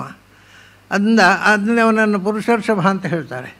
ಈ ಭಾಗವತದಲ್ಲಿ ಒಂದು ಬಟ ಬರುತ್ತೆ, ಏನು ಅಂದರೆ ಜಗತ್ತನ್ನು ಸೃಷ್ಟಿ ಮಾಡಿದವ ಭಗವಂತ. ಅವನೇನು ಅಂದರೆ ಅವನು ಪರಮೇಶ್ವರ ಅಂತ ಅರ್ಥ. ಪುರುಷರ್ಷಭಂ ಕರ್ತೃತ್ವಾತ್ ಸಗುಣಂ ಬ್ರಹ್ಮ. ಇದು ಭಾಗವತದ ವಚನ. ದೇವರು ಗುಣಪೂರ್ಣ. ಯಾಕೆಂದರೆ ಕರ್ತೃತ್ವ, ಅದು ಎಲ್ಲವನ್ನು ಮಾಡಿದ್ದರಿಂದ ಅಂತ. ಎಲ್ಲವನ್ನೂ ಇಲ್ಲ ಅಲ್ಲಿ, ಅದು ಅಷ್ಟೇ ಹೇಳಿದರೆ ಇನ್ಸಫಿಷಿಯೆಂಟ್. ಅದು ಭಗವಂತನು ಮಾಡಿದ್ದರಿಂದ ಗುಣವುಳ್ಳವನು. ಅಂದರೆ ಮಾಡುವುದು ಏನೋ ಒಂದು ಮಾಡಿದವನು, ಕತ್ತೆ ಏನೋ ಒಂದು ಮಾಡುತ್ತೆ, ಅದಕ್ಕೇನೋ ಒಂದು ಗುಣ ಇದೆ ಅದರಲ್ಲಿ. ಅದಲ್ಲ, ಎಲ್ಲವನ್ನೂ ಮಾಡುವವನು, ಎಲ್ಲ ಗುಣವುಳ್ಳವನು. ಯಾಕೆ? ಎಲ್ಲರ ಗುಣವನ್ನು ಸೃಷ್ಟಿ ಮಾಡಿದವನವನೇ ಅಲ್ವಾ. ಅದನ್ನ ಸರ್ವಗುಣ ಸೃಷ್ಟತ್ವಾತ್ ಬ್ರಹ್ಮ ಸಗುಣಂ. ಸಗುಣಂ ಅಂದರೆ ಸರ್ವಗುಣಂ, ಗುಣಪೂರ್ಣವಾಗಿದೆ. ಆದ್ದರಿಂದ ಅದಕ್ಕೆ ಬ್ರಹ್ಮ ಅಂತ ಹೆಸರು. ಬ್ರಹ್ಮ ಅಂದರೆ ಏನು? ಬ್ರಹ್ಮಹಿತಂ, ತುಂಬಿರುವಂಥದ್ದು, ಎಲ್ಲ ಗುಣಗಳಿಂದ ತುಂಬಿದ್ರು. ಬೃಹಂತೋ ಹ್ಯಸ್ಮಿನ್ ಗುಣಾಃ ತಸ್ಮಾದಾಹೃ ಬ್ರಹ್ಮೇತಿ. ಅದು ಭಗವಂತ ಬ್ರಹ್ಮ ಅಂತ ಕರೆದರು. ಅವನು ಯಾರು ಅಂದರೆ ಪುರುಷ ಅಂದರು. ಪುರುಷ ಅಂದರೆ ಎಲ್ಲರ ಒಳಗೂ ಇರುವವನು. ನಮ್ಮ ದೇಹದೊಳಗೆ ಇಬ್ಬರು ಪುರುಷರಿದ್ದಾರೆ, ಒಂದು ನಾವೇ, ಇನ್ನೊಂದು ಭಗವಂತ. ಎರಡು ಪುರುಷರಿದ್ದಾರೆ. ನಾವು ಯಾಕೆ ಪುರುಷರು? ನಮ್ಮ ಪುರದಲ್ಲಿ ನಾವು ಮಾತ್ರ ಇರೋದು, ನಾವು ಇನ್ನೊಂದು ಪುರದಲ್ಲಿ ಇರೋದಿಲ್ಲ. ಭಗವಂತ ಎಲ್ಲ ಪುರದಲ್ಲೂ ಇದ್ದಾನೆ. ಆದ್ದರಿಂದ ಅವನು ಪುರುಷ ಋಷಭ. ಮತ್ತು ಅವನು ಕ್ಷರಪುರುಷ, ಅಕ್ಷರಪುರುಷರಿಗೆ ಋಷಭ, ಅದರಿಂದ ಕ್ಷರಾಕ್ಷರ ಪುರುಷೋತ್ತಮ, ಅದರಲ್ಲೂ ಪುರುಷ ಋಷಭ. ಪುರುಷ ಋಷಭಂ. ಮೇಲ್ನೋಟಕ್ಕೆ ನೋಡಿದ್ರೆ ಎರಡೆರಡು ಯಾಕಪ್ಪ ಪುರುಷಂ ಅಂತ ಹೇಳೋದು ಮತ್ತು ಪುರುಷ ಋಷಭಂ ಹೇಳೋದು, ಪದಕೃತ್ಯ ಏನು ಅಂತ. ಪ್ರತಿಯೊಂದು ಮಾತಿಗೆ ಅದ್ಭುತವಾದ ಪದಕೃತ್ಯ ಇದೆ. ವೇದವ್ಯಾಸರು ಭಾಗವತ, ಉಳಿದ ಪುರಾಣ ಉಂಟಲ್ಲ, ಮುಖ್ಯವಾಗಿ ಭಾಗವತ ಪುರಾಣಾನಾಂ ಸಾರರೂಪ. ಅದರಲ್ಲಿ ಅವರು ಬರೆದಂಥ ಒಂದೊಂದು ಅಕ್ಷರಕ್ಕೂ ಕೂಡ ಒಂದೊಂದು ಹೊಸ ಅರ್ಥ ಕೊಡುವ ಶಕ್ತಿ ಇದೆ. ನೀವು ಅದನ್ನು ಕಾನ್ಸಂಟ್ರೇಟ್ ಮಾಡಿದಷ್ಟು ನಿಮ್ಮನ್ನು ಅದು ಆಳಕ್ಕೆ ಕೊಂಡೋಗ್ಬಿಡುತ್ತೆ. ಮತ್ತು ಆಳಕ್ಕೆ ಎಷ್ಟು ಆಳಕ್ಕೆ ಹೋಗುತ್ತೆ ಅಂದರೆ ಮೇಲಕ್ಕೆ ಬರಲಿಕ್ಕೆ ಆಗೋದಿಲ್ಲ. ಕಡೆಗೆ ಗಂಡಾಂತರದ ಅಪಾಯ. ಮೇಲಕ್ಕೆ ಬರಲಿಕ್ಕೆ ಗೊತ್ತಿರ್ತಿದ್ದವ್ರು ಆಳಕ್ಕೆ ಹೋಗಬಾರ್ದು. ಮತ್ತು ಮೇಲೆ ಎತ್ತೋರು ಯಾರು? ಸೊ ಬಹಳ ಜನ ಏನು ತೊಂದರೆ ಆಗೋದಂದರೆ ಸಂಸ್ಕೃತ ಓದಿರ್ತಾರೆ, ವ್ಯಾಕರಣ ಓದಿರ್ತಾರೆ, ಕೋಶ ಬಾಯ್ಪಾಠ ಮಾಡಿರ್ತಾರೆ, ಅದನ್ನು ಆ ಬಲದಿಂದ ಅಡಿಗೆ ಹೋಗ್ತಾರೆ, ಮೇಲೆ ಬರಲಿಕ್ಕೆ ಆಗೋದಿಲ್ಲ. ಯಾಕೆಂದರೆ ಭಾಗವತ ವ್ಯಾಕರಣವನ್ನು ಮೀರಿದೆ, ವ್ಯಾಕರಣವನ್ನು ಕೋಶವನ್ನು ಮೀರಿದೆ. ನೀವು ವ್ಯಾಕರಣ ಕೋಶ ಓದಿದ ಬಲದಿಂದ ಭಾಗವತದ ಆಳಕ್ಕೆ ಹೋದರೆ ಆಳಕ್ಕೆ ಹೋಗುವುದೇ, ಮೇಲೆ ಬರಲಿಕ್ಕಿಲ್ಲ. ಭಾಗವತಕ್ಕೆ, ಅದರ ಸಂಸ್ಕೃತಕ್ಕೆ ಅದರದ್ದೇ ಆದಂಥ ಒಂದು ಗ್ರಾಮರ್ ಇದೆ. ನೀವು ಈಗ ಪಾಣಿನಿಯ ಗ್ರಾಮರ್ ಓದಿ ಭಾಗವತಕ್ಕೆ ಅರ್ಥ, ಭಾಗವತಕ್ಕೆ ಅಷ್ಟೇ ಅಲ್ಲ, ಉಪನಿಷತ್ತುಗಳಿಗೆ ಪಾಣಿನಿಯ ಗ್ರಾಮರನ್ನು ಓದಿ ಅರ್ಥ ಮಾಡಲಿಕ್ಕೆ ಹೋದರೆ ಅರ್ಥ ಆಗೋಲ್ಲ. ಅದಕ್ಕೆ ಬೇರೆ ಗ್ರಾಮರ್ ಇದೆ. ಅದು ವೈದಿಕ ವ್ಯಾಕರಣ, ವೈದಿಕ ಛಂದಸ್ಸು. ಅವರ ಛಂದಸ್ಸುಗಳನ್ನು ನೋಡಿ, ನಿಮ್ಮ ಛಂದಸ್ಶಾಸ್ತ್ರ ಹೇಳಿದ ಯಾವ ಛಂದಸ್ಸು ಅಲ್ಲ, ಅದನ್ನೆಲ್ಲ ಬ್ರೇಕ್ ಮಾಡ್ತಾರೆ ಅವರು. ಹಾಗಾಗಿ ಅದು ಭಾಗವತ ಅನ್ನುವಂಥದ್ದು ಒಂದು ಅತ್ಯದ್ಭುತವಾದ ಗ್ರಂಥಪ್ಪ. ಅದರ ಒಂದೊಂದು ಶಬ್ದಕ್ಕೂ ಒಂದೊಂದು ಅಕ್ಷರಕ್ಕೂ ಹೊಸ ಪ್ರಪಂಚಕ್ಕೆ ನಮ್ಮನ್ನು ಕೊಂಡೊಯ್ಯುವ ಶಕ್ತಿ ಇದೆ. ಅದು ಕೊಂಡೊಯ್ಯುತ್ತೆ, ನಮಗೆ ಹೋಗೋ ಶಕ್ತಿ ಇರಬೇಕು ಅಷ್ಟೇ. ಅದು ಕೊಂಡು ಹೋದರೆ ಕೆಲವರು ಯಾರು ಬಿದ್ದು ಬಿಡ್ತಾರೆ, ಹೋಗೋದಿಲ್ಲ ಆಚೆ. ಅದು ನಮ್ಮ ದೌರ್ಬಲ್ಯ ಅಷ್ಟೇ, ಭಾಗವತದ್ದಲ್ಲ. ಹೆಚ್ಚಿನ ಒಂದು ಇವತ್ತಿಗೆ ಸಾವಿರಾರು ಜನ ಪಂಡಿತರು ಹೀಗೆ ಅರ್ಧ ದಾರಿಯಲ್ಲಿ ಕೈಬಿಟ್ಟು ಜಾರಿ ಬಿದ್ದವರೇ. ಅದು ಮುಂದೆ ಭಾಗವತವನ್ನು ಅರಗಿಸಿಕೊಂಡು ಮುಂದೆ ಹೋಗುವವರು ಸಿಗೋಲ್ಲ. ಮತ್ತು ನಮಗೆ ನಾವು ಭಾಗವತ ಓದಿದ್ದೇವೆ, ಪುರಾಣ ಹೇಳ್ತೇವೆ ಅಂತ ಪುರಾಣ ಹೇಳಿದವರಿಗೆಲ್ಲ ಭಾಗವತ ಗೊತ್ತಿರೋದಿಲ್ಲ. ಪುರಾಣ ಪ್ರವಚನ ಮಾಡುವವರಿಗೆಲ್ಲ ಭಾಗವತ ಗೊತ್ತಿರೋದಿಲ್ಲ. ಭಾಗವತದ ಒಂದು ಶ್ಲೋಕವನ್ನು ಚೆನ್ನಾಗಿ ಹೇಳಿಕ್ಕೆ ಬರೋದಿಲ್ಲ, ಅವರೆಲ್ಲ ಪ್ರವಚನ ಮಾಡ್ತಾರೆ. ಏನು ಮಾಡೋದು? ಈ ಭಾಗವತ ಅನ್ನೋದು ಅಷ್ಟು ಸುಲಭದ ಗ್ರಂಥವೆಲ್ಲ. ಹಾಗಾಗಿ ಇಲ್ಲಿ ಅಂದರೆ ಪ್ರಾಕಾಶ್ಯ ಆಯಿತು. ಅದು ನೋಡಿ, ಪ್ರಾಕಾಶ್ಯಂ ಪಾರಮೇಷ್ಠ್ಯಂ ಅಂತ ಹೇಳಿಬಿಟ್ರು. ಪರಮೇಷ್ಠ್ಯನೇ ಚತುರ್ಮುಖ. ಅದು ಚತುರ್ಮುಖನ ಸತ್ತಪ್ಪ, ಅವನು ಸರ್ವಜ್ಞ ಅಲ್ಲ, ವಾಯ್ದವರು ಸರ್ವಜ್ಞ. ಅಂದರೆ ಉಳಿದವರೆಲ್ಲ ಅವರ ಅನುಗ್ರಹದಿಂದ ಆಗಬೇಕು. ಅದಕ್ಕೆ ಪರಮೇಷ್ಠಿಯ ಅನುಗ್ರಹ ಉಂಟೋ ನಿಮಗೂ, ಅದನ್ನು ನೀವು ಪಡಿಬಹುದು. ಅಂದರೆ ಅವರ ಪ್ರಸಾದದಿಂದ. ಅವರನ್ನು ಇಗ್ನೋರ್ ಮಾಡಿ ನಾವು ಪಡಿತೇವೆ ಅಂದರೆ ಅದು ಆಗೋಲ್ಲ, ಯಾವತ್ತೂ ಆಗೋಲ್ಲ. ಪಾರಮೇಷ್ಠ್ಯಂಚ. ಆಮೇಲೆ ಈಗ ನಾವು ಶಿವನನ್ನು ಒಲಿಸಿಕೊಂಡು ಪ್ರಾಪ್ತಿಯನ್ನು ಪಡೆದೆವು, ಬ್ರಹ್ಮದೇವರನ್ನು ಪಡಿಸಿಕೊಂಡು ಇದನ್ನು ಪ್ರಾಕಾಶ್ಯವನ್ನು ಪಡೆದೆವು. ವಿಷ್ಣುವನ್ನು ಒಲಿಸಿಕೊಂಡು ಈ ಹಿಂದೆ ಎಲ್ಲವೂ ವಿಷ್ಣು ಇದ್ದಾನೆ, ಬಟ್ ವಿಷ್ಣುವೇ ಕಾನ್ಸಂಟ್ರೇಷನ್ ಮಾಡಿದರೆ ಆಗ ಏನಾಗುತ್ತೆ, ಈಶಿತ್ವವನ್ನು ಪಡಿತೀರಿ ಅಂತಾನೆ. ಏನಂದರೆ ವಿಷ್ಣು ಸರ್ವಾಧಿಕೇ ಮೈ ಹೇಳ್ತಾನೆ. ಎಲ್ಲಕ್ಕಿಂತ ದೊಡ್ಡ ವಸ್ತು ನಾರಾಯಣ. ಯಾಕೆಂದರೆ ಅವನು ವಿಷ್ಣು ಅಂದರೆ ಏನು? ವಿಶಂತಿ ಸರ್ವೇ ಶಬ್ದಾ ಯಸ್ಮಿನ್, ವಿಶಂತಿ ಸರ್ವೇ ಗುಣಾ ಯಸ್ಮಿನ್. ಯಾರು ಗುಣಪೂರ್ಣನೋ, ಯಾರು ಸರ್ವಶಬ್ದವಾಚ್ಯನೋ ಅವನು ವಿಷ್ಣು. ನಾಮಾನಿ ಸರ್ವಾಣಿ ಯಮಾವಿಶಂತಿ ತಂವೈ ವಿಷ್ಣುಂ ಪರಮಂ ಉದಾಹರಂತಿ. ಇದು ವೇದ. ವಿಷ್ಣು ಅನ್ನೋ ಶಬ್ದವೇ ಎಲ್ಲ ಶಬ್ದಗಳು ವಾಚಕವಾಗಿ ಯಾರನ್ನು ಪ್ರವೇಶಿಸ್ತಾವೋ ಅವನು ವಿಷ್ಣು. ಎಲ್ಲ ಗುಣಗಳು ಯಾರಲ್ಲಿ ಹೋಗಿ ಪ್ರವೇಶ ಮಾಡ್ತಾವೋ ಅವನು ವಿಷ್ಣು. ಹಾಗಾಗಿ ಆ ಶಬ್ದವೇ ಹೇಳುತ್ತೆ ಅವನು ಗುಣಪೂರ್ಣ. ಅದೇ ಸರ್ವಾಧಿಕೆ ವಿಷ್ಣುವು ಸರ್ವಾಧಿಕೆ. ಚಿತ್ತಂ ಧಾರಣೆ ಮಾಡಬೇಕು. ಎಂಥವನು ಚಿತ್ತಂ ವಿಷ್ಣು ಸರ್ವಾಧಿಕೆ ಚಿತ್ತಂ ಧಾರೆಯನ್ನು. ಅವನು ಕಾಲ ವಿಗ್ರಹೇ ಅಂದರು. ಅವನು ಎಂಥವನು? ಕಾಲವಿಗ್ರಹ ಅಂತ. ಕಾಲವಿಗ್ರಹ ಅಂದರೆ ಕಾಲವೇ ಅವನ ಆಕಾರ ಅಂತ ಅರ್ಥ ಅಲ್ಲ. ಕಾಲದಲ್ಲಿಯೂ ಸನ್ನಿಹಿತನಾಗಿರುವವನು ನಿಜ, ಕಲ ಸಂಪೂರ್ಣತವು ಅಂತ. ಕಾಲವಿಗ್ರಹ ಅಂದರೆ ನಾವೀಗ ಈಶಿತ್ವ ಅಂದರೆ ಎಲ್ಲ ಗುಣಗಳಿಂದ ಕೂಡಿರೋದು. ನಾವು ಉಪಾಸನೆ ಭಗವಂತ ಏನು ಮಾಡಬೇಕು? ಸರ್ವಗುಣಪೂರ್ಣ. ಕಾಲಹ ಅಂದರೆ ಕಲಿತ ಸಂಪೂರ್ಣ ಸದ್ಗುಣತ್ವ ಜನಾರ್ದನ. ಎಲ್ಲ ಗುಣಗಳು ಪರಿಪೂರ್ಣ ಅನ್ನೋದು ಯಾರೋ ಅವನು ಕಾಲ. ಈ ಕಾಲ ಅಂದರೆ ನಾವು ಟೈಮ್ ಒಂದು ನಮಗೇನು ಗೊತ್ತಾ, ಸಂಸ್ಕೃತದಲ್ಲಿ ಜಡವನ್ನು ಹೇಳುವ ಶಬ್ದ ಇಲ್ಲ ಅಂತ ನಾನು ಭಾಳ ಸತ್ಯ ಹೇಳಿದ್ದೇನೆ. ಈ ಕಾಲ ಅಂದರೆ ಟೈಮ್ ಅಂತ ಹೇಳ್ತಾರಲ್ಲ, ಅದು ಜಡ ಅಲ್ವಾ? ಕೇವಲ ಜಡವನ್ನು ಹೇಳುವ ಶಬ್ದವೇ ಇಲ್ಲ ಸಂಸ್ಕೃತದಲ್ಲಿ. ನಿಮಗೆ ಇಂಗ್ಲೀಷ್ನಲ್ಲಿ ಫೈರ್ ಅಂದರೆ ಫೈರು, ಕನ್ನಡದಲ್ಲಿ ಬೆಂಕಿ ಅಂದರೆ ಬೆಂಕಿ, ಸಂಸ್ಕೃತದಲ್ಲಿ ಅಗ್ನಿ ಅಂದರೆ ಅಗ್ನಿ ದೇವತೆ. ಅಗ್ನಿ ದೇವತೆ ಇಲ್ಲದೆ ಜಡ ಬೆಂಕಿ ಮಾತ್ರ ಅಂತ ಒಂದು ಇಲ್ಲೇ ಇಲ್ಲ. ಸಂಸ್ಕೃತದಲ್ಲಿ ಬರೀ ಜಡವನ್ನು ಹೇಳುವ ಶಬ್ದವೇ ಇಲ್ಲ. ಆ ಜಡದ ಒಟ್ಟಿಗೆ ಒಂದು ಚೇತನ ಇದೆ, ಒಂದು ಎನರ್ಜಿ. ನೀವು ಚೇತನ ಅಂದರೆ ಎನರ್ಜಿ.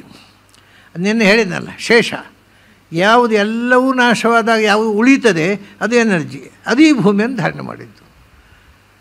ಹಾಗಾಗಿ ಅವನು ಹೇಳ್ತಾನೆ, ಕಾಲವಿಗ್ರಹೇ ಧಾರಯನ್ ಕಾಲವಿಗ್ರಹೇ ಅಂದರೆ ನನ್ನ ವಿಗ್ರಹ ಅಂದರೆ ಮೂರ್ತಿ ರೂಪ. ನಾನು ಈಗ ಒಂದು ತಮಾಷೆ ಏನು ಅಂದರೆ, ನಾವೆಲ್ಲ ಒಬ್ಬನ ಹೊಗಳ್ತೇವೆ, ಅವನು ಅಂಥ ಅದು ಯಾರಿಗೆ ಹೊಗಳೋದು? ಅವನ ದೇಹವನ್ನಲ್ಲ. ಅವನು ಒಳ್ಳೆ ಬುದ್ಧಿವಂತ, ಯಾಕಂದರೆ ಅವನ ದೇಹವೂ ಬುದ್ಧಿವಂತ ಹೇಳ್ತಾರೆ ಯಾರಾದರೂ? ಇಲ್ಲ, ದೇಹ ಬುದ್ಧಿವಂತ ಅಲ್ಲ, ಅವನು ಬುದ್ಧಿವಂತ. ಆಮೇಲೆ ಮಹಾಮೋಸಗಾರ. ಅವನ ದೇಹ ಅಲ್ಲ ಅವನು. ನೀವು ಏನೇ ಹೇಳಿ, ಗುಣ ಹೇಳಿ, ದೋಷ ಹೇಳಿ, ಇದಕ್ಕೆ ಇಲ್ಲಿ ಒಂದು ವಿಶೇಷ ಏನು ಗೊತ್ತುಂಟ, ಭಗವಂತ ಗುಣಪೂರ್ಣ. ಅಷ್ಟೇ ಅಲ್ಲ, ಭಗವಂತನ ದೇಹವೂ ಗುಣಪೂರ್ಣ. ಯಾಕೆಂದರೆ ಅವನು ಬೇರೆ, ದೇಹ ಬೇರೆ ಅಲ್ಲ. ಕಾಲ ವಿಗ್ರಹೇ ಅಂಥ ನನ್ನನ್ನು ಕಾನ್ಸಂಟ್ರೇಟ್ ಮಾಡಿದರೆ ಸಹ ಈಶಿತ್ವಂ ಅವಾಪ್ನೋತಿ ಅಂತಂದ್ಬಿಟ್ಟು ಅವನಿಗೆ ಈಶಿತ್ವ ಬರ್ತದೆ. ಈಶಿತ್ವ ಅಂದರೆ ಏನು? ಎಲ್ಲ ಜಗತ್ತನ್ನು ನಿಯಂತ್ರಿಸುವ ಶಕ್ತಿ. ಎಲ್ಲ ಈಶಿತ್ವ ಅಂದರೆ ಪ್ರಾಪ್ತಿ, ಶಕ್ತಿ ಪ್ರೇರಣ ಈಶಿತ ಅಂತ ಮೊದಲು ಪ್ರಾರಂಭದಲ್ಲಿ ಹೇಳಿದ್ದಾರೆ. ಎಲ್ಲರ ಶಕ್ತಿಗೂ ನಾನು ಶಕ್ತಿ ದಾನ ಮಾಡೋದು. ಇದು ಈ ಸಾಮಾನ್ಯರು ಏನು ಮಾಡ್ತಾರೆ, ಈಗ ನೋಡಿ ಪುರಾಣಗಳಲ್ಲಿ ಕೆಲವು ಕಥೆ ಬರುತ್ತೆ. ಒಬ್ಬ ರಾಜ ಇರ್ತಾನೆ, ಅವನಿಗೆ ಎಲ್ಲ ಸರ್ವ ಸಂಪತ್ತಿದೆ. ಈ ಕಥೆಗಳು ಸುಮಾರು ಬರುತ್ತೆ ಪುರಾಣದಲ್ಲಿ. ಭಾಗವತಲ್ಲೇ ಒಂದು ಕಥೆ ಇದೆ, ಚಿತ್ರಕೇತುವಿನ ಕಥೆ. ಎಲ್ಲ ಬೇಕಾದಷ್ಟು ಸಂಪತ್ತಿದೆ, ಸಮೃದ್ಧವಾದ ರಾಜ್ಯ ಇದೆ, ಯಾವ ಕೊರತೆಯೂ ಇಲ್ಲ. ಒಂದೇ ಒಂದು ಕೊರತೆ, ಮಕ್ಕಳಿಲ್ಲ. ಅಷ್ಟರಲ್ಲಿ ಅವನಿಗೆ ಒಂದು ಮನುಷ್ಯ ಸಹಜವಾದ ಬಯಕೆ ಅದು, ನನಗೊಂದು ಮಗು ಬೇಕು, ನಾನು ಅಪ್ಪನಾಗಬೇಕು ಅಂತ. ಆವಾಗ ನಾರದರು ಮತ್ತು ಎಲ್ಲ ಋಷಿಗಳು ಬರುತ್ತಾರೆ. ಬಂದಾಗ ಹೇಳ್ತಾನೆ, ನನಗೆ ನೀವು ಋಷಿಗಳು, ಜ್ಞಾನಿಗಳು, ನೀವು ನನಗೊಂದು ಮಗುವನ್ನು ಸಿಗುವಂತೆ ನಾವು ಆಶೀರ್ವಾದ ಮಾಡಬೇಕು ಅಂತ. ಅದಕ್ಕೆ ಅವರು ಹೇಳ್ತಾರಪ್ಪ, ನಿನಗೆ ಮಗು ಯೋಗವೇ ಇಲ್ಲ, ನೀನು ಪ್ರಯತ್ನ ಮಾಡಿ ಏನು ಉಪಯೋಗ. ಯಾಕೆಂದರೆ ಪ್ರತಿಯೊಂದು ಯೋಗ ಇದ್ದರೆ ಆಗೋದು, ಯೋಗವೇ ಇಲ್ಲದೆ ಮಾಡಿ ಅವನು ಕೇಳುವುದಿಲ್ಲ, ಏನಾದರೂ ಮಾಡಿ ನೀವು ಕೊಡಬೇಕು ಅಂತ. ಆಗ ಅವರು ತಮ್ಮ ತಪಶಕ್ತಿಯನ್ನು ಧಾರೆ ಎರೆದು ಅವನಿಗೆ ಮಗು ಹುಟ್ಟುತ್ತೆ. ಇದು ಪ್ರಾಪ್ತಿ, ಇದು ಈಶಿತ. ಇಲ್ಲದೇ ಇದ್ದದ್ದನ್ನು ತನ್ನ ತಪೋಬಲದಿಂದ ಸೃಷ್ಟಿ ಮಾಡಿದ್ರು. ಈಗ ವಿಶ್ವಾಮಿತ್ರರು ಒಂದು ಅನ್ಯಂ ಇಂದ್ರಂ ಕರಿಷ್ಯಾಮಿ, ಸ್ವರ್ಗವನ್ನೇ ಬೇರೆ ತ್ರಿಶಂಕು ಸ್ವರ್ಗಕ್ಕೆ ಹೋಗ್ಲಿಕ್ಕೆ ಬಿಡಲಿಲ್ಲ ದೇವತೆಗಳು. ಇವರು ಕಳಿಸಿದ್ದಾರೆ, ಅವರು ಒಳಗೆ ಬರಲಿಕ್ಕೆ ಬಿಡ್ತಾ ಇಲ್ಲ ತ್ರಿಶಂಕುವಿಗೆ. ಇವರು ಇಲ್ಲಿ ಕಳಿಸಿಬಿಟ್ಟಿದ್ದಾರೆ, ಹೋಗು ಸ್ವರ್ಗಕ್ಕೆ ಅಂತ.